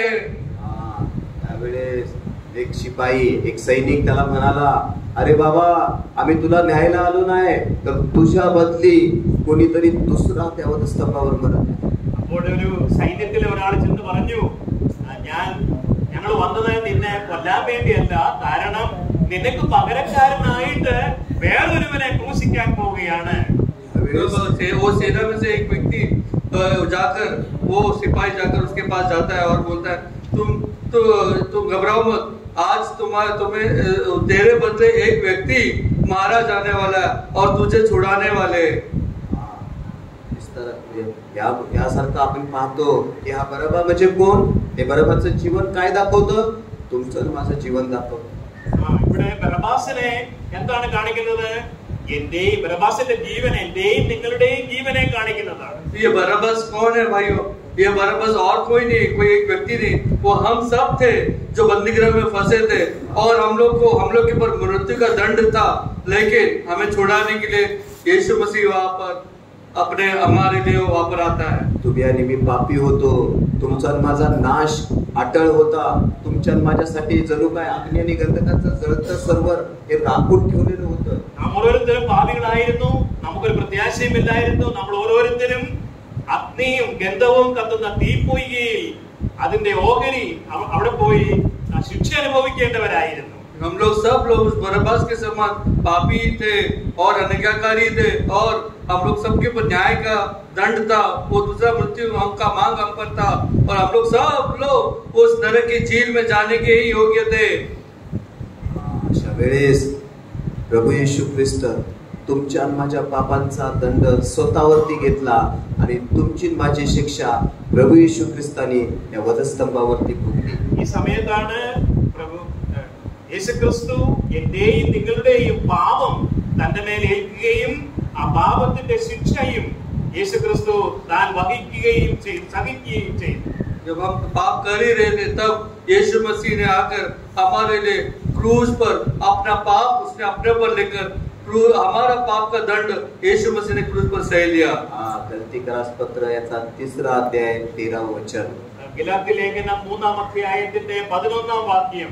गलती का 3रा अध्याय का 11वां वचन ഇങ്ങനെയാണ് പറയുന്നത്, എന്നാൽ ന്യായപ്രമാണത്താൽ ആരും ദൈവസന്നിധിയിൽ നീതീകരിക്കപ്പെടുന്നില്ല എന്ന് സ്പഷ്ടം. നീതിമാൻ വിശ്വാസത്താൽ ജീവിക്കുമെന്നല്ലോ ഉള്ളത്. पर यह बात प्रकट है कि व्यवस्था के द्वारा परमेश्वर के यहाँ कोई धर्मी नहीं ठहरता, क्योंकि धर्मी जन विश्वास से जीवित रहेगा. ये लिखा हुआ है 3:11 में गलतियों का. मराठी में पढ़े. शास्त्राच्या योगे देवापुढे कोणी नीतिमान ठरवण्यात गलती 3:13 ना. शाप हा, ख्रिस्ताने आमच्या ठिकाणी काय झाले, शापपात्र होऊन 3:13 हा आणि त्याने आपल्याला नियमशास्त्राच्या शापापासून नियमशास्त्राच्या शापापासून खंडणीवरून सोडवले. कसं सोडवलं? स्वतः शापपात्र होऊन. ഇവിടെ പറയുന്നത് ക്രിസ്തു നമ്മെ ന്യായപ്രമാണത്തിന്റെ ശാപത്തിൽ നിന്ന് അവനെ വിലയ്ക്ക് വാങ്ങി. അപ്പോൾ നമ്മെ ശാപത്തിൽ നിന്ന് ക്രിസ്തുവാണ് തന്റെ മരണത്തിലൂടെ വിലയ്ക്ക് വാങ്ങിയത്, വിടുവിച്ചത്. मसीह ने जो हमारे लिए श्रापित बना, हमें मोल देकर व्यवस्था की श्राप के से छुड़ाया, क्योंकि लिखा है जो कोई काट पर लटकाया जाता है वो श्रापित है. पण आम्ही पाहतो की तुम्ही आणि मी शापपात्र होतो, तुम्ही आणि मी पापी होतो. तुम्हाला मला त्या वधस्तंभावरती खेळायला पाहिजे होतं. ഇവിടെ ഞാനും നിങ്ങളും ശാപത്തിന് കീഴായിരുന്നു, ഞാനും നിങ്ങളും പാപത്തിന്റെ ശിക്ഷ അനുഭവിക്കേണ്ടവരായിരുന്നു, ഞാനും നിങ്ങളും ക്രൂസിൽ തറയ്ക്കപ്പെടേണ്ടവരായിരുന്നു. എന്നാൽ നമുക്ക് പകരക്കാരനായിട്ടാണ് ക്രിസ്തു ക്രൂസിൽ മരിച്ചത്. हम लोग सब लोग श्राप के अधीन में थे, हम लोग सबके ऊपर श्राप था और इसकी वजह से हम लोग को मरना जरूरी था. शापपात्र म्हणजे काय? जे कोणी पापी होते, शापपात्र होते, त्यांना त्या वधस्तंभावर खेळत होते. ഇവിടെ ശാപത്തിന്റെ പാത്രം എന്ന് പറയുന്നത് എന്താണ്? പാപത്തിൽ ജീവിക്കുന്നവരാണ്. അവർക്ക് മരണമായിരുന്നു ശിക്ഷ ഉണ്ടായിരുന്നത്. അവരെ ख्रिस्ताने आमच्या ठिकाणी काय झालेलं आहे? शापपात्र. कारण त्या वेळेमध्ये शापपात्र असणाऱ्या व्यक्तीलाच त्या क्रूसावरती खेळत होते. ഇവിടെ ശാപത്തിന് പാത്രമായി തീർന്നവരെ ആയിരുന്നു ക്രൂസിൽ തറച്ചിരുന്നത്. उन दिनों में जो लोग श्रापित ठहराए जाते थे, वे लोगों को ही क्रूस पर खिल्ला ठोकर चढ़ाने का दंड दिया जाता था. अशा प्रकारे तुम्ही आणि मी शापपात्र. तुमच्या माझ्या पापासाठी प्रभू येशू ख्रिस्त शापपात्र. ഞാനും നിങ്ങളും ശാപത്തിന്റെ പാത്രമായിരുന്നു. നമുക്ക് പകരക്കാരനായിട്ടാണ് ക്രിസ്തു ക്രൂസിൽ അവയെല്ലാം നമ്മുടെ ശാപമെല്ലാം ഏറ്റെടുത്തത്. सब लोग वो शराब के वही पात्र थे और हमारे लिए इसलिए यीशु मसीह क्रूस पर वो शराब ले लिया और खिल्ले ठोकर वो खुद क्रूस पर चढ़ गया हमारे लिए. म्हणून म्हणते का खंडणी देऊन आम्हा सोडवावे. ഇവിടെ പറയുന്നത് പ്രകാരമാണ് നമ്മെ വിലയ്ക്ക് വാങ്ങി, നമുക്ക് വേണ്ടി ഒരു വില കൊടുത്ത് നമ്മെ വിമുക്തരാക്കി. इधर वचन में लिखा कि उसने मोल चुकाकर हमें उसने छुटकारा दिया, स्वतंत्र किया. त्यामुळे प्रियानो, तुम्ही आणि मी जे स्वतंत्र झालेलो आहे ते तुमच्या माझ्या चांगुलपणामुळे. तुम्ही आणि मी खूप चांगले आहे म्हणून नाही. അതുകൊണ്ട് പ്രിയമുള്ളവരെ, നമുക്ക് ഇവിടെ സ്വാതന്ത്ര്യം ലഭിച്ചു, പാപത്തിൽ നിന്ന് വിടുതൽ ലഭിച്ചത് നാം ചെയ്ത നീതി പ്രവർത്തികൾ കൊണ്ടല്ല, നമ്മുടെ ഏതെങ്കിലും നന്മ കൊണ്ടുമല്ല. इधर हम लोग ये बात समझना चाहिए कि हम लोग कोई भले लोग हैं, बहुत अच्छे लोग हैं, ऐसा नहीं मत समझो. हम लोग सब लोग पापी हैं, इसके लिए यीशु मसीह के क्रूस पर जान देना पड़ा. म्हणून प्रभू येशू ख्रिस्ताने अशा प्रकारे प्राण देऊन तुम्हाला मला सोडवलेला आहे. आणि हे सोडवण्यासाठी खंडणी कोणती दिलेली आहे? आपल्या रक्ताची. അങ്ങനെ ക്രിസ്തു തന്റെ മരണത്തിലൂടെ നമ്മെ വിടുവിച്ചിരിക്കുകയാണ്.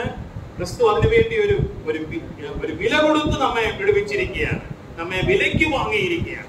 इससे अभी पता चलता है यीशु मसीह ने हमें छुड़ा दिया है, उसे दाम देकर हमें छुड़ाया. हम सबको उसने कीमत चुकाना पड़ा छुड़ाने के लिए और हमें स्वतंत्र कर दिया है. अशा रीतीनं देवबापाने तुम्हाला मला मोकळीकता दिलेली आहे. अशा प्रकारे तुम्हाला मला या न्यायाच्या शिक्षेपासून मुक्त केलेलं आहे. നമ്മെ ഇങ്ങനെ ദൈവം സ്വാതന്ത്ര്യം നൽകിയിരിക്കുകയാണ്, നമ്മെ ശിക്ഷയിൽ നിന്നും വിടുവിച്ചിരിക്കുകയാണ്. प्रभु हमें स्वतंत्र कर दिया है, वो बड़ा बड़ा दंड से हमें छुटकारा दे दिया है. यासाठी तुम्ही आणि मी देवाचे आभार मानायला पाहिजे. അതുകൊണ്ട് ഞാനും നിങ്ങളും ദൈവത്തിന് നന്ദി പറയേണ്ടത് ആവശ്യമാണ്. इस कारण अभी ये जरूरी हो गया कि हम और आप परमेश्वर को आभार दिल से धन्यवाद देते जाना है. देवा तुमसाठी हे वचन आशीर्वाद करो. ദൈവം ഈ വചനത്താൽ നിങ്ങളെ അനുഗ്രഹിക്കുമാറാകട്ടെ. आपके इन वचनों के द्वारा आशीष करे.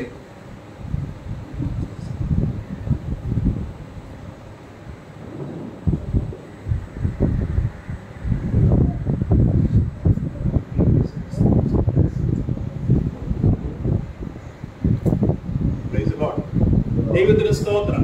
प्रभु को धन्यवाद. देवाच्या कृपेबद्दल आभार मानतो की कालपासून देव आपल्याशी बोलत आहे. ദൈവം ഇന്നലെ മുതൽ എന്നോട് സംസാരിച്ചു കൊണ്ടിരുന്നത് കൊണ്ട് ഞാൻ ദൈവത്തിന് നന്ദി പറയുന്നു. आणि आमच्या वडील प्रभूंच्या द्वारे अजून विषय देखील घेतलेला आहे, तो म्हणजे गौरवातून गौरवाकडे. तो मैं प्रभु को धन्यवाद देना चाहता हूँ कि कल से प्रभु निरंतर हमसे बात करते जा रहा है. त्याचबरोबर आमच्या वडील बंधूंनी अद्भुत विषय देखील निवडला, तो गौरवातून गौरवाकडे. നമ്മുടെ സഹോദരന്മാരെ നല്ലൊരു വിഷയം തിരഞ്ഞെടുത്തിരിക്കുകയാണ്, തേജസ്സിൽ നിന്നും തേജസ്സിലേക്ക് എന്നുള്ളതാണ്. हमारे भाई लोग ने एक अच्छा मुद्दा को चुना है, वो है महिमा से महिमा तक. आणि आम्हाला माहिती आहे, जे नव्याने जन्म पावलेले सर्व देवाची लेकरे एक त्यांना गौरव हे प्राप्त झाले. നമുക്കറിയാം, വീണ്ടും ജനിച്ച ഓരോ ദൈവ പൈതലും അവര് തേജസ് ലഭിക്കപ്പെട്ടവരാണ്. हम लोग जानते हैं कि दोबारा जन्म पाए हुए इधर जितने भी भाई बहन हैं, वे लोग को गौरव प्राप्त हुआ है, महिमा प्राप्त हुआ है. आणि त्याचा मुख्य पाया आम्हाला बघायला मिळाला तर तो आहे आम्ही नव्याने जन्म पावलेला. ഇതില് പ്രധാനപ്പെട്ടതായ ഒരു അടിസ്ഥാന കാര്യം എന്നുള്ളത് നാം വീണ്ടും ജനിച്ചു എന്നുള്ളതാണ്. तो गौरव पाने के लिए सबसे जो मुद्दा जो नींव की बात यह है कि हम लोग नया जन्म प्राप्त किए हैं, दोबारा जन्म हमारा हुआ है. आणि त्याच्या अगोदरची जी मुख्य गोष्ट आहे ती म्हणजे आहे की आम्ही योग्य पश्चाताप ज्यांनी केलेला आहे तेच या गौरवासाठी पात्र ठरले आहे. ഇതിന് മുൻപായിട്ടുള്ള ഒരു കാര്യം, നാം നമ്മുടെ പാപങ്ങളെ കുറിച്ച് പശ്ചാത്തപിച്ചു. ഇതിന് അടിസ്ഥാനമായി തീർന്നത് നമ്മൾ ഓരോരുത്തരും നമ്മുടെ പാപങ്ങളെ കുറിച്ച് അനുതപിച്ചു എന്നുള്ള കാര്യമാണ്. मतलब इससे पता चलता है कि हमारा पुराना जो पाप है वो माफ हो चुके, और कि उसके पीछे जो कारण ये है कि हम लोगों ने योग्य पश्चाताप का हृदय रखते हुए पाप का अंगीकार किया है. आणि ही पश्चाताप बुद्धी कोणालाही मिळालेली नाही. ഇങ്ങനെ തങ്ങളുടെ പാപങ്ങളെ കുറിച്ച് പശ്ചാത്തപിക്കുക എന്നുള്ളതായ നല്ല ബുദ്ധി ആർക്കും ലഭിച്ചിട്ടില്ല. इस तरह पाप के लिए हम सबको हृदयपूर्वक सच्चे दिल से पश्चाताप करने का सौभाग्य हम सबको नहीं मिलता. कारण याचं कारण आहे देवाने त्याचे लोक जगाच्या स्थापनेपूर्वी निवडलेले आहेत. ഇതിന്റെ കാരണം ദൈവം തന്റെ ജനത്തെ ലോകസ്ഥാപനത്തിന് മുൻപേ തന്നെ തിരഞ്ഞെടുത്തു എന്നുള്ളതാണ്. क्योंकि परमेश्वर ने जगत की सृष्टि से पहले ही कि उसने चुन लिया है किनको वो बचाना है. आणि त्यांनाच पवित्र आत्म्याच्या द्वारे देवाने पश्चातापाचं दान दिले. അങ്ങനെയുള്ളവരെയാണ് പരിശുദ്ധാത്മാവിന്റെ പ്രവർത്തനത്താൽ പശ്ചാത്താപത്തിലേക്ക് മാനസാന്തരത്തിലേക്ക് നടത്തുന്നത്. और वैसे ही जो चुने लोग थे उनको ही ये सौभाग्य मिला कि पवित्र आत्मा के द्वारा वे लोग को पश्चाताप करने का अगुवाई प्राप्त हो मिले. आणि ज्यांचा पवित्र आत्म्याच्या द्वारे ज्यांनी पश्चाताप केलेला नाही त्यांचा नवीन जन्म झालेला नाही. പരിശുദ്ധാത്മാവിൽ ज्यांचा पवित्र आत्म्याच्या सामर्थ्याने ज्यांनी पश्चाताप वृत्ती ज्यांना मिळाली नाही, केला नाही त्यांचा नवीन जन्म झालेलाच नाही. ആരെല്ലാം തങ്ങളുടെ പാപങ്ങളെ കുറിച്ച് അനുദപിച്ചില്ലയോ, പശ്ചാത്തപിച്ചില്ലയോ, അവർക്ക് വീണ്ടും ജനനം ലഭിക്കുകയുമില്ല. और इससे पता चलता है कि जे लोगों के अंदर पवित्र आत्मा के द्वारा पश्चाताप करने का अगुवाई जरा भी नहीं हुआ उनके जीवन में, वैसे लोग तो सचमुच दोबारा जन्म पाए हुए है ही नहीं, भले हमारे बीच में बैठे होंगे. कारण आम्ही बंधू जयेश ज्यावेळेला बोलत होते, കാരണം സഹോദരൻ ജയേഷ് പറഞ്ഞപ്പോൾ ഇങ്ങനെ പറയുകയുണ്ടായി, जब मैं बात कर रहा था कल, ज्यांचा नव्याने जन्म झालेला नाही त्यांनी किती पाप करू दे त्यांना त्याची जाणीव होत नाही. വീണ്ടും ജനിക്കാത്തവരെ അവർ എന്തെല്ലാം പാപം ചെയ്താലും അവർക്ക് പാപത്തെ കുറിച്ച് യാതൊരു ബോധവും ഉണ്ടാകുകയില്ല. क्योंकि जिसका दोबारा जन्म हुआ है वे लोग जिसका दोबारा जन्म हुआ ही नहीं है, वो पाप के ऊपर पाप करने के बावजूद उसके अंदर पश्चाताप का मन होता ही नहीं है. मूळ कारण आहे त्यांचा नव्याने जन्म झालेला नाही. അതിന്റെ അടിസ്ഥാന കാരണം ഇതാണ്, അവരുടെ വീണ്ടും ജനനം നടന്നില്ല എന്നുള്ളത്. इसका कारण ये है कि उसका दोबारा जन्म हुआ ही नहीं है. आणि त्याचमुळे त्यांना നീതിമാൻ देखील ते ठरलेले नाही. അതും നിമിത്തം അവരെ നീതിമാന്മാരെന്ന് വിളിക്കപ്പെടുന്നുമില്ല. इस कारण ऐसे लोगों को वे लोग धर्मी नहीं ठहराए गए, पवित्र देखील झालेले नाही. അവരെ വിശദീകരിക്കപ്പെട്ടിട്ടില്ല. इसीलिए वे लोग ना ही वो पवित्रकरण का कार्य उनके जीवन में हुआ. ख्रिस्ताच्या मरणात पुरले जाण्यात आणि पुन्हा उठण्यात देखील ते समरूप नाही. ക്രിസ്തുവിന്റെ മരണം, അടക്കം, പുനരുത്ഥാനം ഇവയില് അവർ ഏകീഭവിച്ചിട്ടുമില്ല. यीशु मसीह का मृत्यु और गाड़ना और पुनरुत्थान के में उन्होंने शामिल भी नहीं हो गए. त्याचबरोबर आम्हाला बघायला मिळते त्याच्या आरोहणामध्ये देखील ते समरूप नाही. അത് നിമിത്തം ക്രിസ്തുവിന്റെ ആരോഹണത്തിലും അവരെ ഏകീഭവിച്ചിട്ടില്ല. इस कारण यीशु मसीह के जो स्वर्गारोहण के विषय में भी उसका अनुभव उनको प्राप्त नहीं हुआ. त्याचबरोबर आता आमचा जो विषय आहे स्वतंत्रता किंवा मुक्ती, त्यामध्ये देखील त्यांना भागीदारी. അതിനോട് ചേർന്ന് നമ്മുടെ ഇപ്പോഴത്തെ വിഷയമാണ് വിടുതൽ ലഭിക്കുക അല്ലെങ്കിൽ സ്വാതന്ത്ര്യം പ്രാപിക്കുക എന്നുള്ളത്. അതിലും അവർക്ക് യാതൊരു ഓഹരിയും ലഭിക്കുകയില്ല. परंतु आम्ही सर्वजण देवाची लेकरे. इस कारण वे लोगों को स्वतंत्रता का आनंद क्या है ये सौभाग्य प्राप्त नहीं हुआ. तो आम्ही सर्व देवाची लेकरे. എന്നാൽ പ്രിയമുള്ളവരെ, എന്നാൽ നാം എല്ലാവരും ദൈവത്തിന്റെ മക്കളാണ്. लेकिन हम लोग सब लोग परमेश्वर के बच्चे हैं.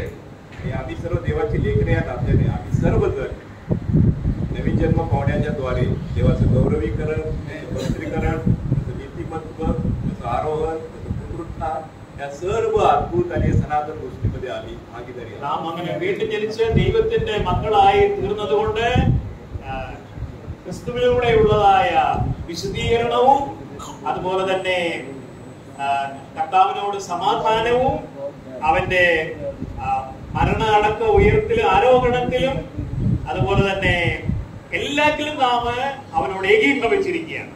इसका दोबारा जन्म होने की वजह से हम लोग को यीशु मसीह की वजह से धर्मी ठहराया जाने का, हम पवित्रकरण का जो आनंद है और परमेश्वर के साथ जो मेल मिलाप का और जो ये सारे बातों में जो सौभाग्य हमें मिला, हम उसके लिए परमेश्वर को धन्यवाद दे. बऱ्याच अनेक कुटुंबामध्ये भेट देत असताना पाहतो, പല കുടുംബങ്ങളിലും ഞാൻ പോയി അവരെ സന്ദർശിക്കുമ്പോൾ കാണുന്ന ഒരു കാര്യമുണ്ട്. अलग अलग कुटुंब पर जाते वक्त मुझे बहुत से बातें वहाँ पर अनुभव हुआ. गेल्या घरामध्ये 10 दिवस लावले. മിക്കവാറും വീടുകളിലെല്ലാം 10 കൽപ്പന എഴുതി വെച്ചിട്ടുണ്ട്. जितने भी घर में गए, अधिकतर घर में मैंने देखा वहाँ पर मूसा का दिया हुआ 10 आज्ञा का वहाँ पर उनके दीवार पे चिपकाया रहता है. इसका अर्थ है कि आधुनिक नियमशास्त्राच्या जुवाखाली. ഇതിന്റെ अर्थം ഇവർ ഇപ്പോഴും 10 കൽപ്പനയുടെ കീഴിലാണ്. इससे पता चलता है कि अभी भी वे लोग ये 10 आज्ञा के बंधन में फंसे हुए हैं. या नियमशास्त्राच्या जुवाखाली ते राहत आहेत. परंतु नियमशास्त्र परमेश्वराने दिलं कशासाठी? അവര് ന്യായപ്രമാണത്തിന്റെ കീഴിലാണ് അവര് പ്രാർത്ഥിക്കുകയൊക്കെ ചെയ്യുന്നത്. എന്നാൽ അവർക്കറിയത്തില്ല എന്തിനാണ് ദൈവം ഈ ന്യായപ്രമാണം കൊടുത്തതെന്ന്. वे लोग जब जो व्यवस्था के अधीन में जुआ में फंस गए तो लेकिन उनको मालूम नहीं कि परमेश्वर ने ये जब 10 आज्ञा दिया था क्यों दिया था. याचं मुख्य कारण पहिली गोष्ट आहे ती म्हणजे की देवाच्या दृष्टिकोनातून पापाची खरी व्याख्या काय आहे हे कळवण्याकरिता नियमशास्त्र. ദൈവം ന്യായപ്രമാണം കൊടുത്തത്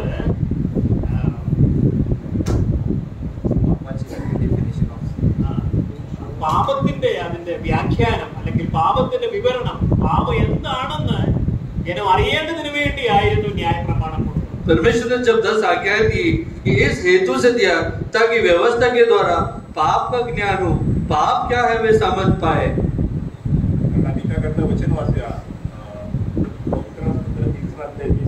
അതിനു വേണ്ടി നമുക്കൊരു വാക്യം വായിക്കാം. റോമാർക്കെഴുതിയ ലേഖനം 3-ാം അധ്യായത്തിന്റെ 20-ാം വാക്യം. हम रोमियो के 3:20 पढ़े. क्योंकि व्यवस्था के कामों से कोई प्राणी उसके सामने धर्मी नहीं ठहरेगा, इसलिए कि व्यवस्था के द्वारा पाप की पहचान होती है. അതുകൊണ്ട് ന്യായപ്രമാണത്തിന്റെ പ്രവൃത്തികളാൽ ഒരു ജനവും അവന്റെ സന്നിധി നീതീകരിക്കപ്പെടുകയില്ല. ന്യായപ്രമാണത്താൽ പാപത്തിന്റെ പരിജ്ഞാനമത്രേ വരുന്നത്.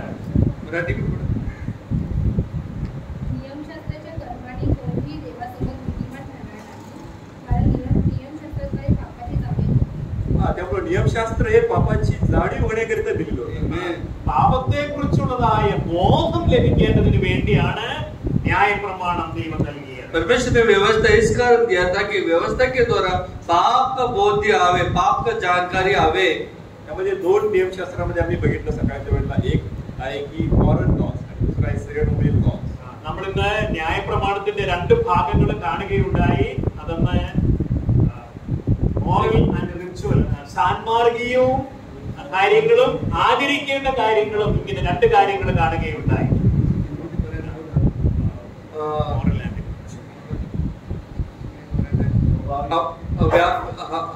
हमने जैसा पढ़ा कि व्यवस्था देने के पीछे 2 अलग अलग उसके तरफे हैं. एक देने के पीछे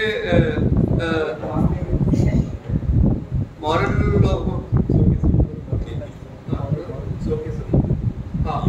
एक था उत्सव के संबंधित रूल्स और दूसरा है नैतिक संबंध रूल्स.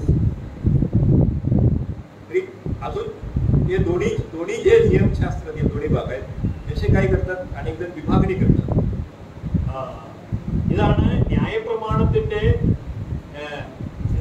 കാര്യങ്ങൾ. ഇത് ന്യായപ്രമാണം എന്ത് ചെയ്തു? മനുഷ്യരെ 2ആയി വിഭാഗിച്ചു. व्यवस्था ने क्या कर दिया? देखो, मनुष्य में ही विभाजन ले आया. तो नियमशास्त्र म्हटलं तर त्याच्यामध्ये सणांच्या बाबतीमध्ये देखील आणि नैतिक बल हे दोन्ही त्याच्यामध्ये एकत्रित आहेत. നിയമശാസ്ത്രത്തിലേക്ക്, ന്യായപ്രമാണത്തിലേക്ക് നോക്കിയാൽ ഇതെല്ലാം കൂടിക്കൊഴിഞ്ഞു കിടക്കുകയാണ്.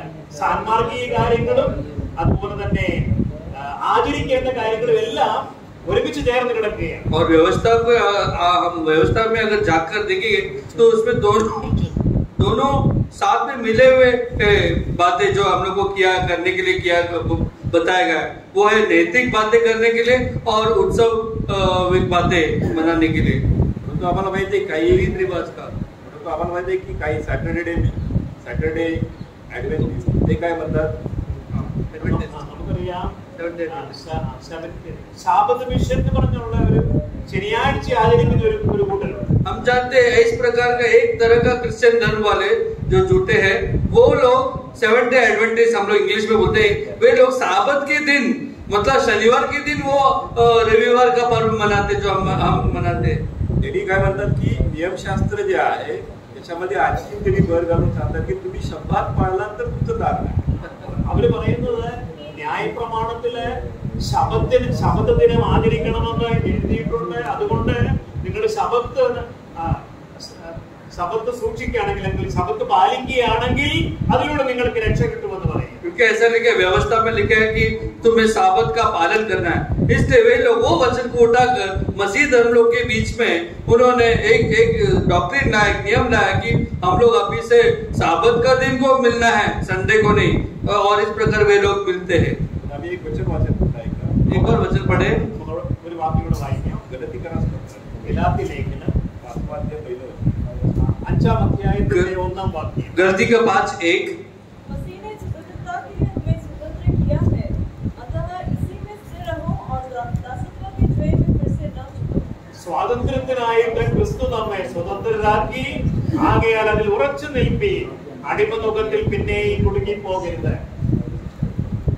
तुम्ही स्वातंत्र्याकरता ख्रिस्ताने आपल्याला मुक्त केले आहे, म्हणून त्यात टिकून राहा. गुलामगिरीच्या दुभाखाली पुन्हा सापडू नका. സ്വാതന്ത്ര്യത്തിനായിട്ട് ക്രിസ്തു നമ്മെ സ്വതന്ത്രരാക്കി, ആകയാൽ അതിൽ ഉറച്ചു നിൽപ്പീൻ, അടിമനുഖത്തിൽ പിന്നെയും കുടുങ്ങിപ്പോകരുത്. मसीह ने स्वतंत्रता के लिए हमें स्वतंत्र किया है, ये इसी में स्थिर रहो और दासत्व के जुए में फिर ना जुतो. कारण आम्हाला माहिती आहे की नियमशास्त्र ही पापाची जाणीव, त्याचबरोबर देव आमचा किती पवित्र आहे त्याचं पवित्रीकरण आम्हाला कळवण्याकरिता नियमशास्त्र दिलेलं आहे. ന്യായപ്രമാണത്തിലൂടെ നമുക്ക് പാപബോധം ഉണ്ടാകുന്നു. അത് മാത്രമല്ല, ദൈവം എത്ര വിശുദ്ധനാണെന്നുള്ളതായ, വിശുദ്ധിയെ കുറിച്ചുള്ളതായ ബോധവുമാണ് ഉണ്ടാകുന്നത്. देखो, व्यवस्था से देखो 2 बातें हो रही है. व्यवस्था से हमको पाप क्या है हमको जानने मिला, और दूसरा तरफ से परमेश्वर कितना पवित्र है ये बात का भी जानकारी हमें प्राप्त हुआ. यातून आम्हाला बघायला मिळते की आम्ही पाप किती भयानक आहे आणि पाप हे अधिक भयप्रद करण्याकरिता देवाने नियमशास्त्र दिले. അത് മാത്രമല്ല, നമുക്ക് ഇതിലൂടെ മനസ്സിലാകുന്ന ഒരു കാര്യമുണ്ട്. പാപം എത്ര ഭയാനകമാണെന്നും ആ പാപത്തിന്റെ ശിക്ഷ എങ്ങനെയാണെന്നും ഒക്കെ ഈ ന്യായപ്രമാണത്തിലൂടെ മനസ്സിലാകുന്നു. हम देख सकते हैं कि इससे वचन से व्यवस्था इसलिए दिया गया ताकि पाप कितना भयानक, पाप करना कितना भयानक बात है, उसका दंड कितना बड़ा भयानक होगा, ये दिखलाने के लिए परमेश्वर ने व्यवस्था दिया था. गलातीपत्र 3 अध्याय, അതോടൊപ്പം തന്നെ ഗലാത്യ ലേഖനം 3 അധ്യായം, इसलिए गलती का 3 अध्याय 24 वचन अभी 24 वचन 24 വാക്യം. Galatians 3:24. അങ്ങനെ നാം വിശ്വാസത്താൽ നീതീകരിക്കപ്പെടേണ്ടതിന് ന്യായപ്രമാണം ക്രിസ്തുവിന്റെ അടുക്കലേക്ക് നടത്തുവാൻ നമുക്ക് ശിശുപാലകനായി ഭവിച്ചു. यावरून आपण विश्वासाने नीतिमान ठरवले जावे म्हणून नियमशास्त्र आपल्याला ख्रिस्ताकडे पोहोचवणारे बालरक्षक होते. इसलिए व्यवस्था मसीह का तक पहुंचाने को हमारे लिए शिक्षक हुई है कि हम विश्वास से कभी धर्मी ठहरे. नियमशास्त्र ख्रिस्ताकडे पोहोचवणारे बालरक्षक. ന്യായപ്രമാണം നമ്മെ ക്രിസ്തുവിലേക്ക് നടത്തുവാൻ ഒരു ശിശുപാലകനായി ഭവിച്ചു. व्यवस्था हमें यीशु मसीह तक पहुंचाने के लिए एक बाल शिक्षक बन गया.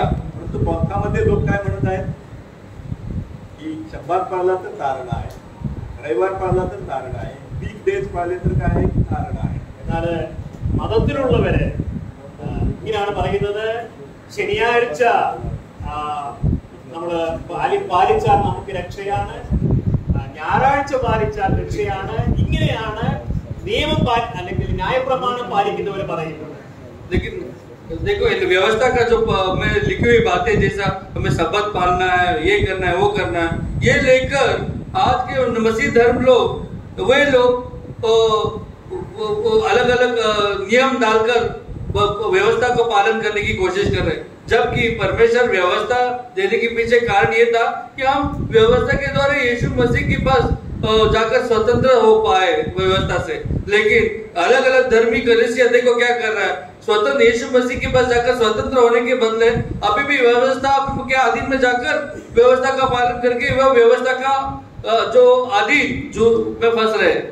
तो आम्हाला माहिती आहे की आता तुम्ही वचनामध्ये ऐकले की प्रभू येशू ख्रिस्त आमच्या पापांसाठी वधस्तंभावरती मरण पावला आणि त्याने काय केलेलं आहे की आमचा दंड, त्याच पद्धतीने आमची शिक्षा, आमचं ओझ, आमचा अंधकार, आमच्यावरचा न्याय निवाडा, या सर्व गोष्टीचा प्रश्न वधस्तंभावरती त्याने समाप्त केलेला आहे. നാം ഇപ്പോൾ പ്രകാരമാണ് കേട്ടത്. നമ്മുടെ കർത്താവായ യേശു ക്രിസ്തു നമുക്ക് വേണ്ടി ക്രൂശിൽ മരിച്ചതിനാൽ നമ്മുടെ ശിക്ഷയും നമ്മളെ ബാധിച്ചിരുന്ന അന്ധകാരവും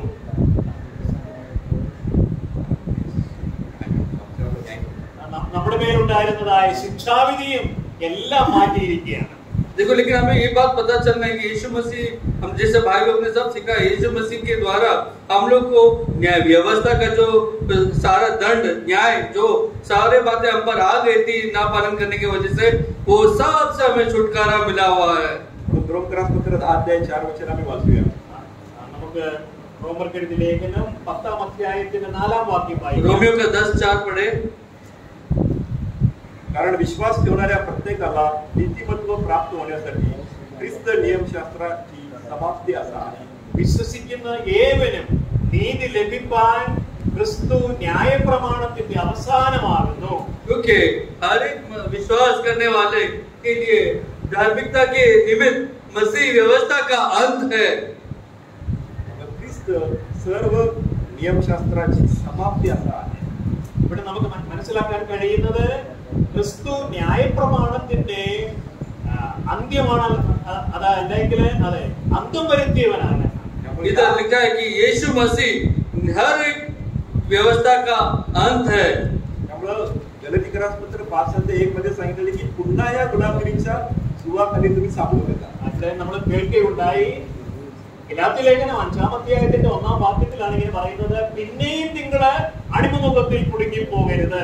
तो इसीलिए लिखा है, अगर व्यवस्था यीशु मसीह व्यवस्था का अंत है, तो फिर वापस लिखा है कि तुम इसीलिए वापस तुम व्यवस्था का गुलाम ना बनो, अधीन में आकर गुलाम ना बनो, व्यवस्था पालन कर धर्मी ठहराने के का जो गुलामी में ना फंसो वापस.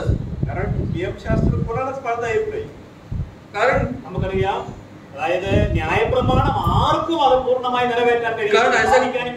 कारण कोई भी व्यवस्था पालन कर करके पूरा धर्मी नहीं बन सकता. कारण नियमशास्त्र पाळण्यात अनेक जणांनी प्रयत्न जरी केले केलं असेल तर ते सगळे फेल गेलेले आहे. ന്യായപ്രമാണം പാലിക്കാനായിട്ട് അത് പൂർത്തീകരിക്കാനായിട്ട് നോക്കിയവരെല്ലാം പരാജയപ്പെട്ടു. जितने भी कोशिश की व्यवस्था पूरा कर कर अपने आप को धर्मी ठहराने के लिए उन्होंने कोशिश की है, सब के सब फेल हो गए. म्हणून रोमपत्र 8 अध्यायाने 1 ते 3 वचन वाचूया. അതുകൊണ്ട് നമുക്ക് റോമാലേഖനം 8-ാം അധ്യായത്തിന്റെ 1 മുതൽ 3 വരെ നമുക്ക് इसलिए रोमियो का 8:3 पढ़े. അതുകൊണ്ട് ഇപ്പോൾ ക്രിസ്തുയേശുവിലുള്ളവർക്ക് ഒരു ശിക്ഷാവിധിയുമില്ല. പാപത്തിന്റെ ജീവന്റെ ആത്മാവിന്റെ പ്രമാണം എനിക്ക് പാപത്തിന്റെയും മരണത്തിന്റെയും പ്രമാണത്തിൽ നിന്ന് ക്രിസ്തുയേശുവിൽ സ്വാതന്ത്ര്യം വരുത്തിയിരിക്കുന്നു. ജഡത്താലുള്ള ബലഹീനത നിമിത്തം ന്യായപ്രമാണത്തിന് കഴിയാഞ്ഞതിനെ സാധിപ്പാൻ ദൈവം തന്റെ പുത്രനെ പാപജഡത്തിന്റെ സാദൃശ്യത്തിലും പാപം നിമിത്തവും അയച്ചു പാപത്തിന് ജഡത്തിൽ ശിക്ഷ വിധിച്ചു.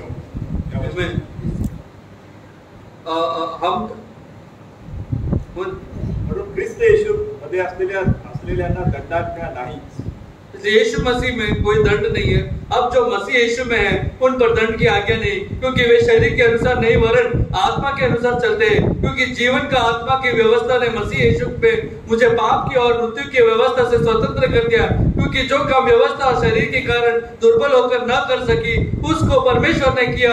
अर्थात आपने ही पुत्र के को पाप में शरीर की समानता में और पाप के बलिदान होने के लिए भेजकर शरीर में पाप की पर दंड की आज्ञा दी.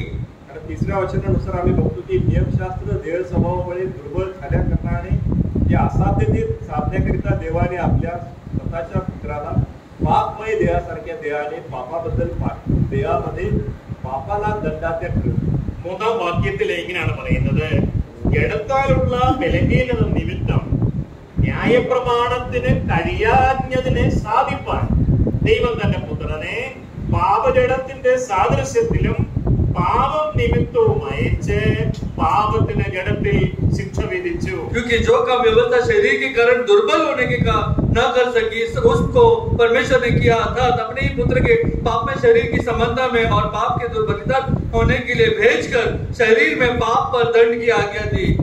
कारण प्रभु जेबू वचन एक बोलत होते की प्रभु येशू ख्रिस्त लोकांना विचारला की तुमच्यामध्ये कोण मला पापी करू शकतो. സഹോദരൻ ജെബു സംസാരിച്ചപ്പോൾ ഇങ്ങനെ പറയുകയുണ്ടായി, കർത്താവായ യേശു ക്രിസ്തു ജനത്തോട് ചോദിച്ചു, നിങ്ങളിൽ ആരെന്നെ പാപത്തെ കുറിച്ച് ബോധം വരുത്തുമെന്ന്. यीशु मसीह ने सवाल पूछा लोगों से, तुम में से कौन है जो मुझ पर अपना कोई भी पाप का दोष लगा सकता है. कारण ज्याला पाप ठाऊक नव्हते तो आमच्याकरिता पापी झाला. ഇവിടെ നോക്കണം, പാപം അറിയാത്തവരെയാണ് നമുക്ക് വേണ്ടി പാപമാക്കി തീർത്തത്. जिसने कभी पाप नहीं किया, जिसने कभी पाप नहीं जाना पाप क्या होता है, वो व्यक्ति हमारे लिए पाप बन गया स्वयं. आमच्यासाठी वधस्तंभावरती तो शाप असा झाला. നമുക്ക് വേണ്ടി ക്രിസ്തു അവനെ ശാപമായി തീരുകയായി. हमारे लिए यीशु मसीह क्रूस पर श्राप बन गया भाइयों. आणि या नियमशास्त्राच्या बंधनातून त्याने आम्हाला मुक्त केलेला आहे. അങ്ങനെ ന്യായപ്രമാണത്തിന്റെ ബന്ധനത്തിൽ നിന്ന് നമ്മുടെ സ്വാതന്ത്ര്യത്തിലേക്ക് കൊണ്ടുവരികയായി. इस तरह व्यवस्था का जो बंधन से हमें स्वतंत्र कर दिया यीशु मसीह ने. आणि या नियमशास्त्राच्या बंधनातून मुक्त करून आम्हाला एका नवीन नियमाच्या आधिपत्याखाली आणलेला आहे. ന്യായപ്രമാണത്തിന്റെ ബന്ധനത്തിൽ നിന്ന് നമ്മളെ വിടുവിച്ച് വേറൊരു നിയമത്തിലേക്ക് കൊണ്ടുവന്നിരിക്കുകയാണ്. आणि तो आहे जीवनी आत्म्याचा नियम. അതാണ് ജീവന്റെ ആത്മാവിന്റെ നിയമം. इस तरह प्रभु ने व्यवस्था का जो आधीन का था, जो दासत्व से हमें छुड़ाकर हमें नया जीवन दे दिया. आणि आम्हाला या नियमातून काढून आम्हाला नवीन नियमाच्या अधीनतेमध्ये आणलेला आहे. तो आहे जीवनी आत्म्याचा नियम. പഴയ നിയമത്തിൽ നിന്ന് നമ്മെ വിടുവിച്ച് പുതിയൊരു നിയമത്തിലേക്ക് കൊണ്ടുവന്നിരിക്കുകയാണ്. അതാണ് ജീവന്റെ ആത്മാവിന്റെ പ്രമാണം. इस तरह पुराने जो नियम का व्यवस्था से हमें हटाकर नया नियम का व्यवस्था में हमें लाकर खड़ा किया, जो है जीवन का आत्मा का व्यवस्था. तरी अजून देखील बरेचसे पास्टर आणि बरेचसे पुन्हा वारंवार काय करतात, हा अध्याप मुक्तासारखे बोलतात. എന്നാൽ ഇന്നും അനേക പാസ്റ്റർമാരും അനേക സംഘടനകളും വീണ്ടും 10 കൽപ്പനയിൽ നിന്നാണ് പഠിപ്പിക്കുന്നത്. और देखते हैं अभी भी अलग अलग क्रिश्चियन धर्मों में बहुत से पास्टर अभी भी पुराना नियम से 10 आज्ञा दिखाकर लोगों को व्यवस्था के अधीन में का डर दिखकर उनको फंदे में गिराने देख रहे हैं. याचीच भीती पौलाला देखील होती. ഇങ്ങനെയുള്ള ഭയം പൗലോസിനും ഉണ്ടായിരുന്നു. इसी चीज का डर प्रेरित पौलुस को भी हो गया था. कारण अशा पद्धतीने परत नियमशास्त्राकडे जुन्या कराराकडे वळाल्यावर काय होणार, पुन्हा पाप आणि मरणाच्या अधिपत्याकडे जाणार. ഇങ്ങനെ രക്ഷയിലേക്ക് വന്നവർ അവർ വീണ്ടും ന്യായപ്രമാണത്തിലേക്ക് പോയാൽ पाप आणि मरणाच्या മരണത്തിന്റെയും പാപത്തിന്റെയും പ്രമാണത്തിന് അധീനപ്പെട്ടു പോകാൻ സാധ്യതയുണ്ടെന്ന് പൗലോസ് ഭയപ്പെട്ടിരുന്നു. क्योंकि यही डर पौलुस के अंदर था कि स्वतंत्रता यीशु मसीह स्वतंत्र करने के बाद ना गलती से ना ये वापस वे व्यवस्था का जो के द्वारा पाप और मृत्यु का नियम में ना वापस फंस जावे. कारण बघा अनेक ठिकाणी अनेक ख्रिश्चन लोक आहेत, कॅथलिक लोक आहेत, ते काय करतात, मुलांना रोज सांगतात रोज बायबल वाचायलाच पाहिजे. നമുക്കറിയാം അനേകയിടങ്ങളിലും അനേക സംഘടനകളിലും റോമൻ കത്തോലിക്കരുടെ ഇടയിലും അവരെന്നും കുഞ്ഞുങ്ങളോട് പറയും നമ്മൾ എന്നും വേദപുസ്തകം വായിക്കണം. और वे लोग व्यवस्था डालते बड़े बड़े लोग जो बच्चों के ऊपर कि तुम रोज बाइबल पढ़ना है, दशमांश द्यायला पाहिजे, दशवांश डालना है, ദശാംശം കൊടുക്കണം, रात्री झोपताना देखील प्रार्थना करून झोपायला पाहिजे, രാത്രി ഉറങ്ങുന്നതിന് മുൻപ് പ്രാർത്ഥിച്ചിട്ട് ഉറങ്ങണം, रात्रि सोने के पहले प्रार्थना करके ही सोना है. परंतु ज्या वेळेला आम्ही योग्य पश्चाताप करून नव्याने जन्म आमचा झाला, എന്നാൽ നമ്മുടെ പാപത്തെ കുറിച്ച് അനുദപിച്ച് നമ്മള് വീണ്ടും ജനനം പ്രാപിച്ചുവോ, लेकिन इस तरह का व्यवस्था जो हम लोग पालन करते हैं रेडीमेड, ऐसा ना करते हुए ऐसा व्यक्ति जो जब सच्चा दिल से जब उसके अंदर पश्चाताप के द्वारा वो नया जन्म हो जाता है, ऐसे व्यक्ति के जीवन में क्या होता है, त्यावेळेला कृपेचा आत्मा आमच्यामध्ये आला आणि देवाचं जीवन आमच्यामध्ये आलं. അപ്പോൾ കൃപയുടെ ആത്മാവ് നമ്മിലേക്ക് വന്നു, നമ്മിലേക്ക് ദൈവത്തിന്റെ ജീവനും വന്നു. दोबारा जन्म पाया हुआ बालक के अंदर मन में क्या होता है, उनके अंदर अनुग्रह का आत्मा आ जाता है और वो परमेश्वर का कृपा उनके ऊपर बनी रहती है. त्यामुळे त्यांना कोणी सांगण्याची गरज नाही, तू बायबल वाच, प्रार्थना कर, दशमांश दे, आपोआप ते काय होणार, त्याच्याद्वारे ते पूर्ण नवीन जीवनाच्या आत्म्याच्या अधिपत्याखाली आल्यामुळे ते आपोआप त्याच्याबद्दल होणार. ഇങ്ങനെ ജീവന്റെ ആത്മാവിന്റെ പ്രമാണത്തിന് കീഴിൽ വന്നവരോട് നീ പ്രാർത്ഥിക്കണം, നീ ദശാംശം കൊടുക്കണം, ഇങ്ങനെയുള്ളതായ ഭാഗ്യമായ കാര്യങ്ങളെ കുറിച്ച് പറയേണ്ട ആവശ്യമില്ല. പിന്നെയോ അവന് ദൈവത്തിന്റെ ആത്മാവിൽ വസിക്കുന്നതിനാൽ അവൻ അത് തന്നെത്താൻ ചെയ്യാൻ സാധ്യതയുള്ളതായി തീരും. तो जिस तरह नया जन्म पाया हुआ व्यक्ति के अंदर जब ये परमेश्वर का आत्मा अनुग्रह का आत्मा उस पर उतर आता है, तो वो व्यक्ति को बाहरी रूप का कोई कल्पना या व्यवस्था का कोई डिमांड करने की जरूरत नहीं कि तो ऐसा कर, ऐसा मत कर, ऐसा कर, ऐसा मत कर. इस प्रकार का व्यवस्था का बंधन में फंसने की को लागू करने की जरूरत नहीं पड़ता.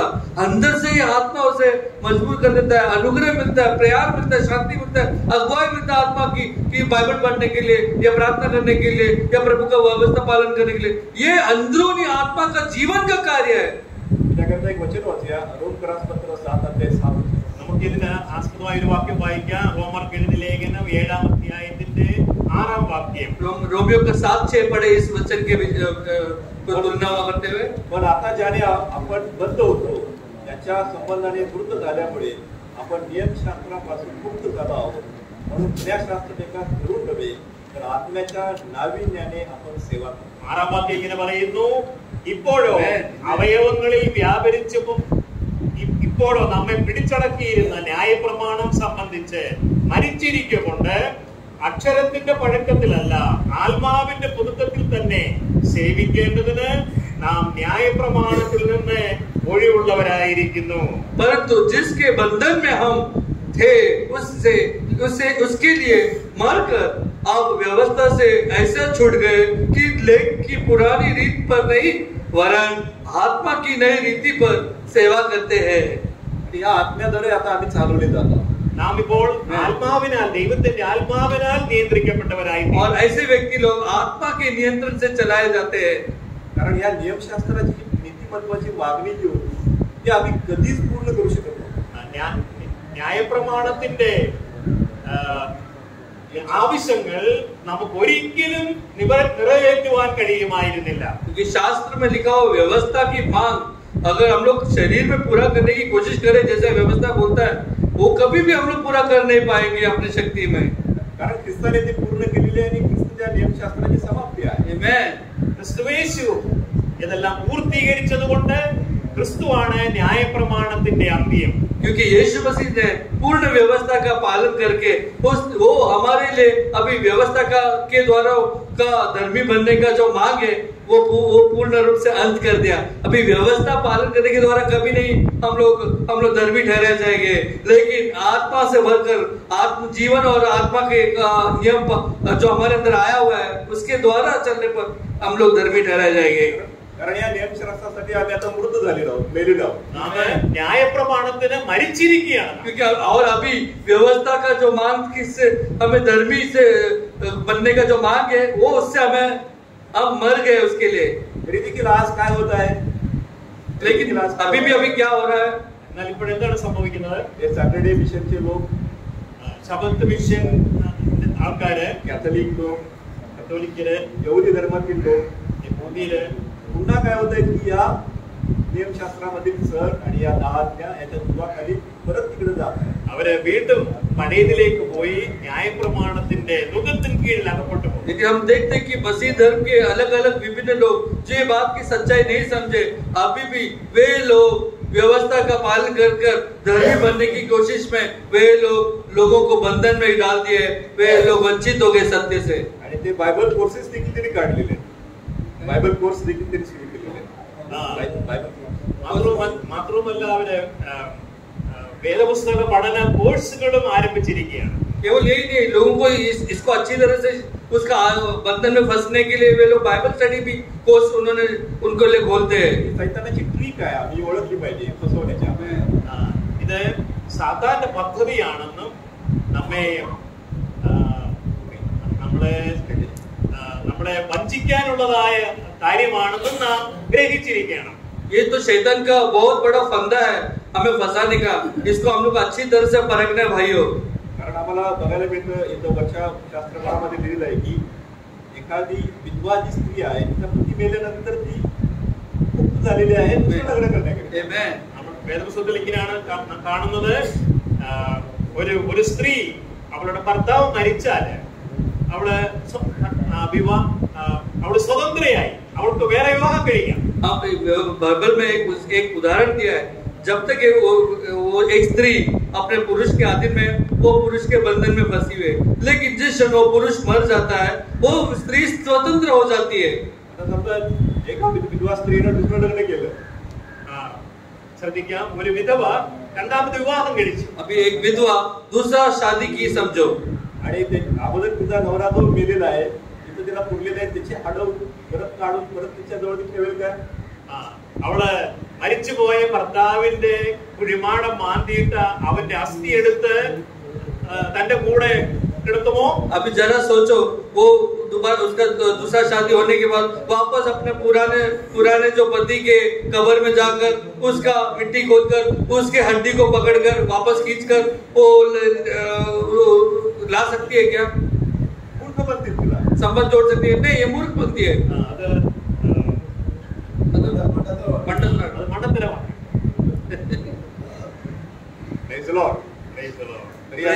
या वचनानुसार आम्ही बघतो की प्रभू येशू ख्रिस्त नियमशास्त्राची समाप्ती। आमेन। എന്നാൽ നമുക്ക് ദൈവവചനത്തിന്റെ അടിസ്ഥാനത്തിൽ കർത്താവായ യേശുക്രിസ്തു ന്യായപ്രമാണത്തിന് അന്ത്യം വരുത്തിയിരിക്കുകയാണ്।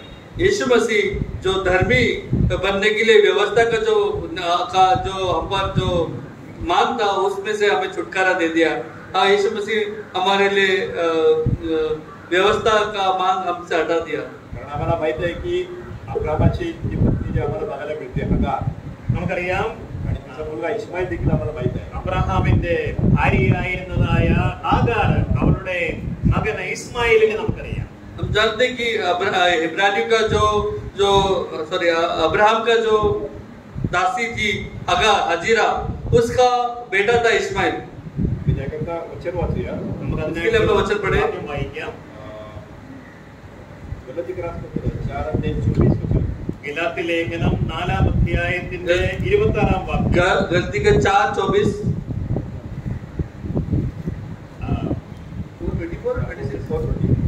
गलती का 4:24। 24 ഈ സ്ത്രീകൾ രണ്ട് നിയമങ്ങൾ അത്രേ, ഒന്ന് സീനായി മലയിൽ നിന്നുണ്ടായി അടിമകളെ പ്രസവിക്കുന്നു, അത് ഹാഗാർ എന്നത് അറബി ദേശത്ത് സീനായി മലയെ കുറിക്കുന്നു।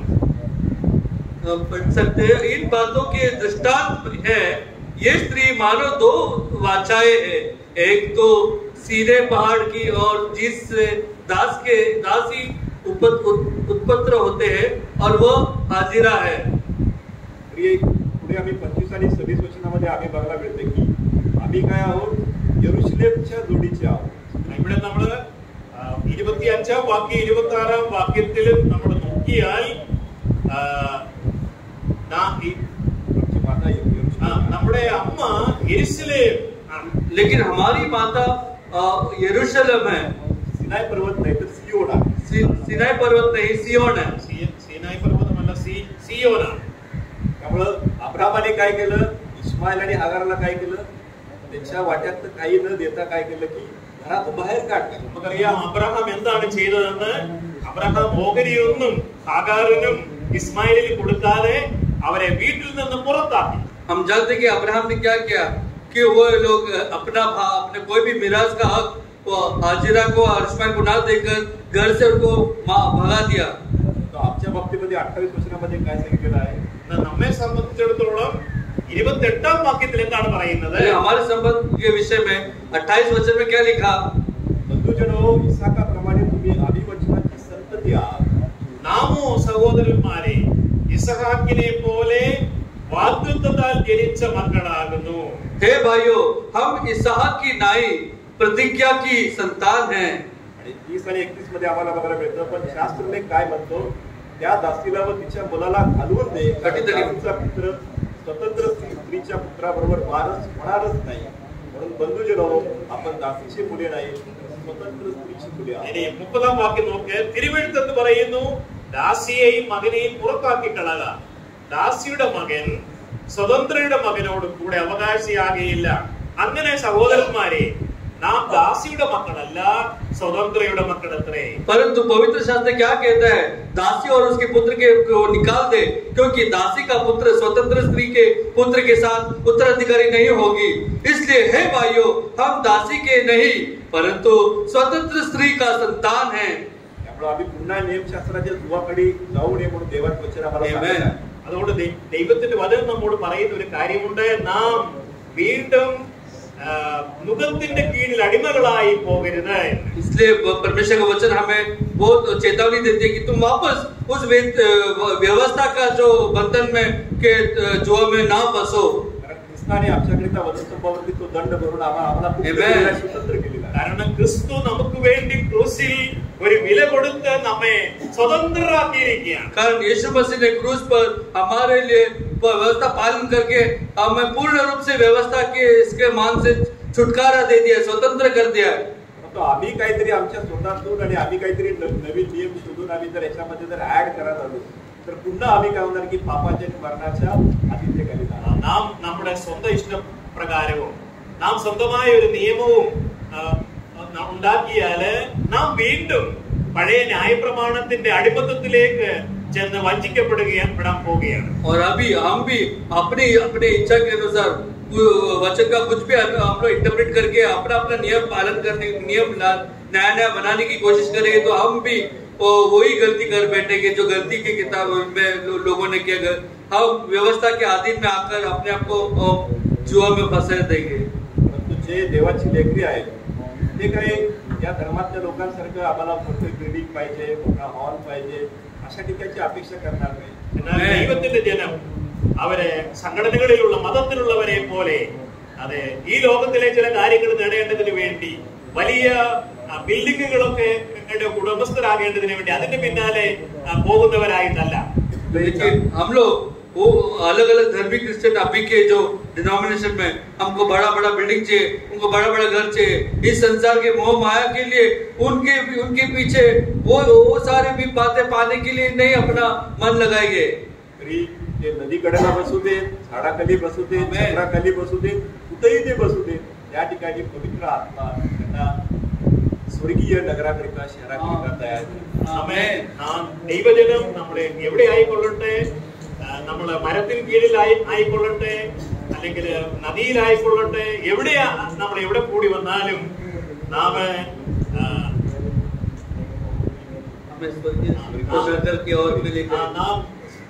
സ്വർഗീയ നഗരത്തിന് നേരെ നോക്കുന്നവരാണ്. हम लोग भले अभी हमारा अवस्था आज इधर है या कल उधर हो, हम लोग झाड़ के नीचे हमें मिलना पड़े या कोई नदी के बाजू में हमें मिलना पड़े, हमें कहाँ पर ऊपर छत भी ना हो तो भी हम लोग वे लोग इकट्ठा होकर स्वर्गीय नगर की ओर देखते हुए हम अपना मन वहां पर लगाते हुए यहाँ पर जीवन बिताना है. आणि हे सर्व कार्य केवळ आणि केवळ वधस्तंभावरती प्रभू येशू ख्रिस्तानी केलेल्या पूर्ण कार्याद्वारे आहे. ഇതെല്ലാം നമ്മുടെ കർത്താവായ യേശു ക്രിസ്തു ക്രൂസിൽ നിറവേറ്റിയ ആ രക്ഷ മൂലമാണ് നമുക്ക് ലഭ്യമായത്. ये सारे बातें यीशु माल में मुमकिन इसलिए हुआ क्योंकि यीशु मसीह ने हमारे लिए क्रूस पर अपना जान देकर उसने ये सारे व्यवस्था का पालन का मांग से हमें छुटकारा देके स्वतंत्र करने की वजह से. म्हणून तो अखेरीस बोलला पूर्ण झाले. ആമേൻ. നമ്മുടെ യേശു കർത്താവ് ഒടുവിലായിട്ട് ഇങ്ങനെ പറഞ്ഞു, സകലവും നിവൃത്തിയായി. और हमारे यीशु मसीह सारी बातें समाप्त करने के बाद अंत में क्रूस पर अपना आत्मा शरीर पिता को प्राण देने के पहले उसने कह दिया, इट इज फिनिश्ड. ये मेरा ये सब सारी बातों का हो गया है. देवबाबांच्या या महान दयेबद्दल आणि कृपेबद्दल आभार मानतो. സ്വർഗീയ പിതാവിന്റെ ഈ മഹാദയയ്ക്ക് കരുണയ്ക്കുമായിട്ട് ഞാൻ ദൈവത്തോട് നന്ദി പറയും. परमेश्वर के इस महान अनुग्रह के लिए मैं परमेश्वर को धन्यवाद देता हूँ जो हम पर परमेश्वर ने कृपा दृष्टि की.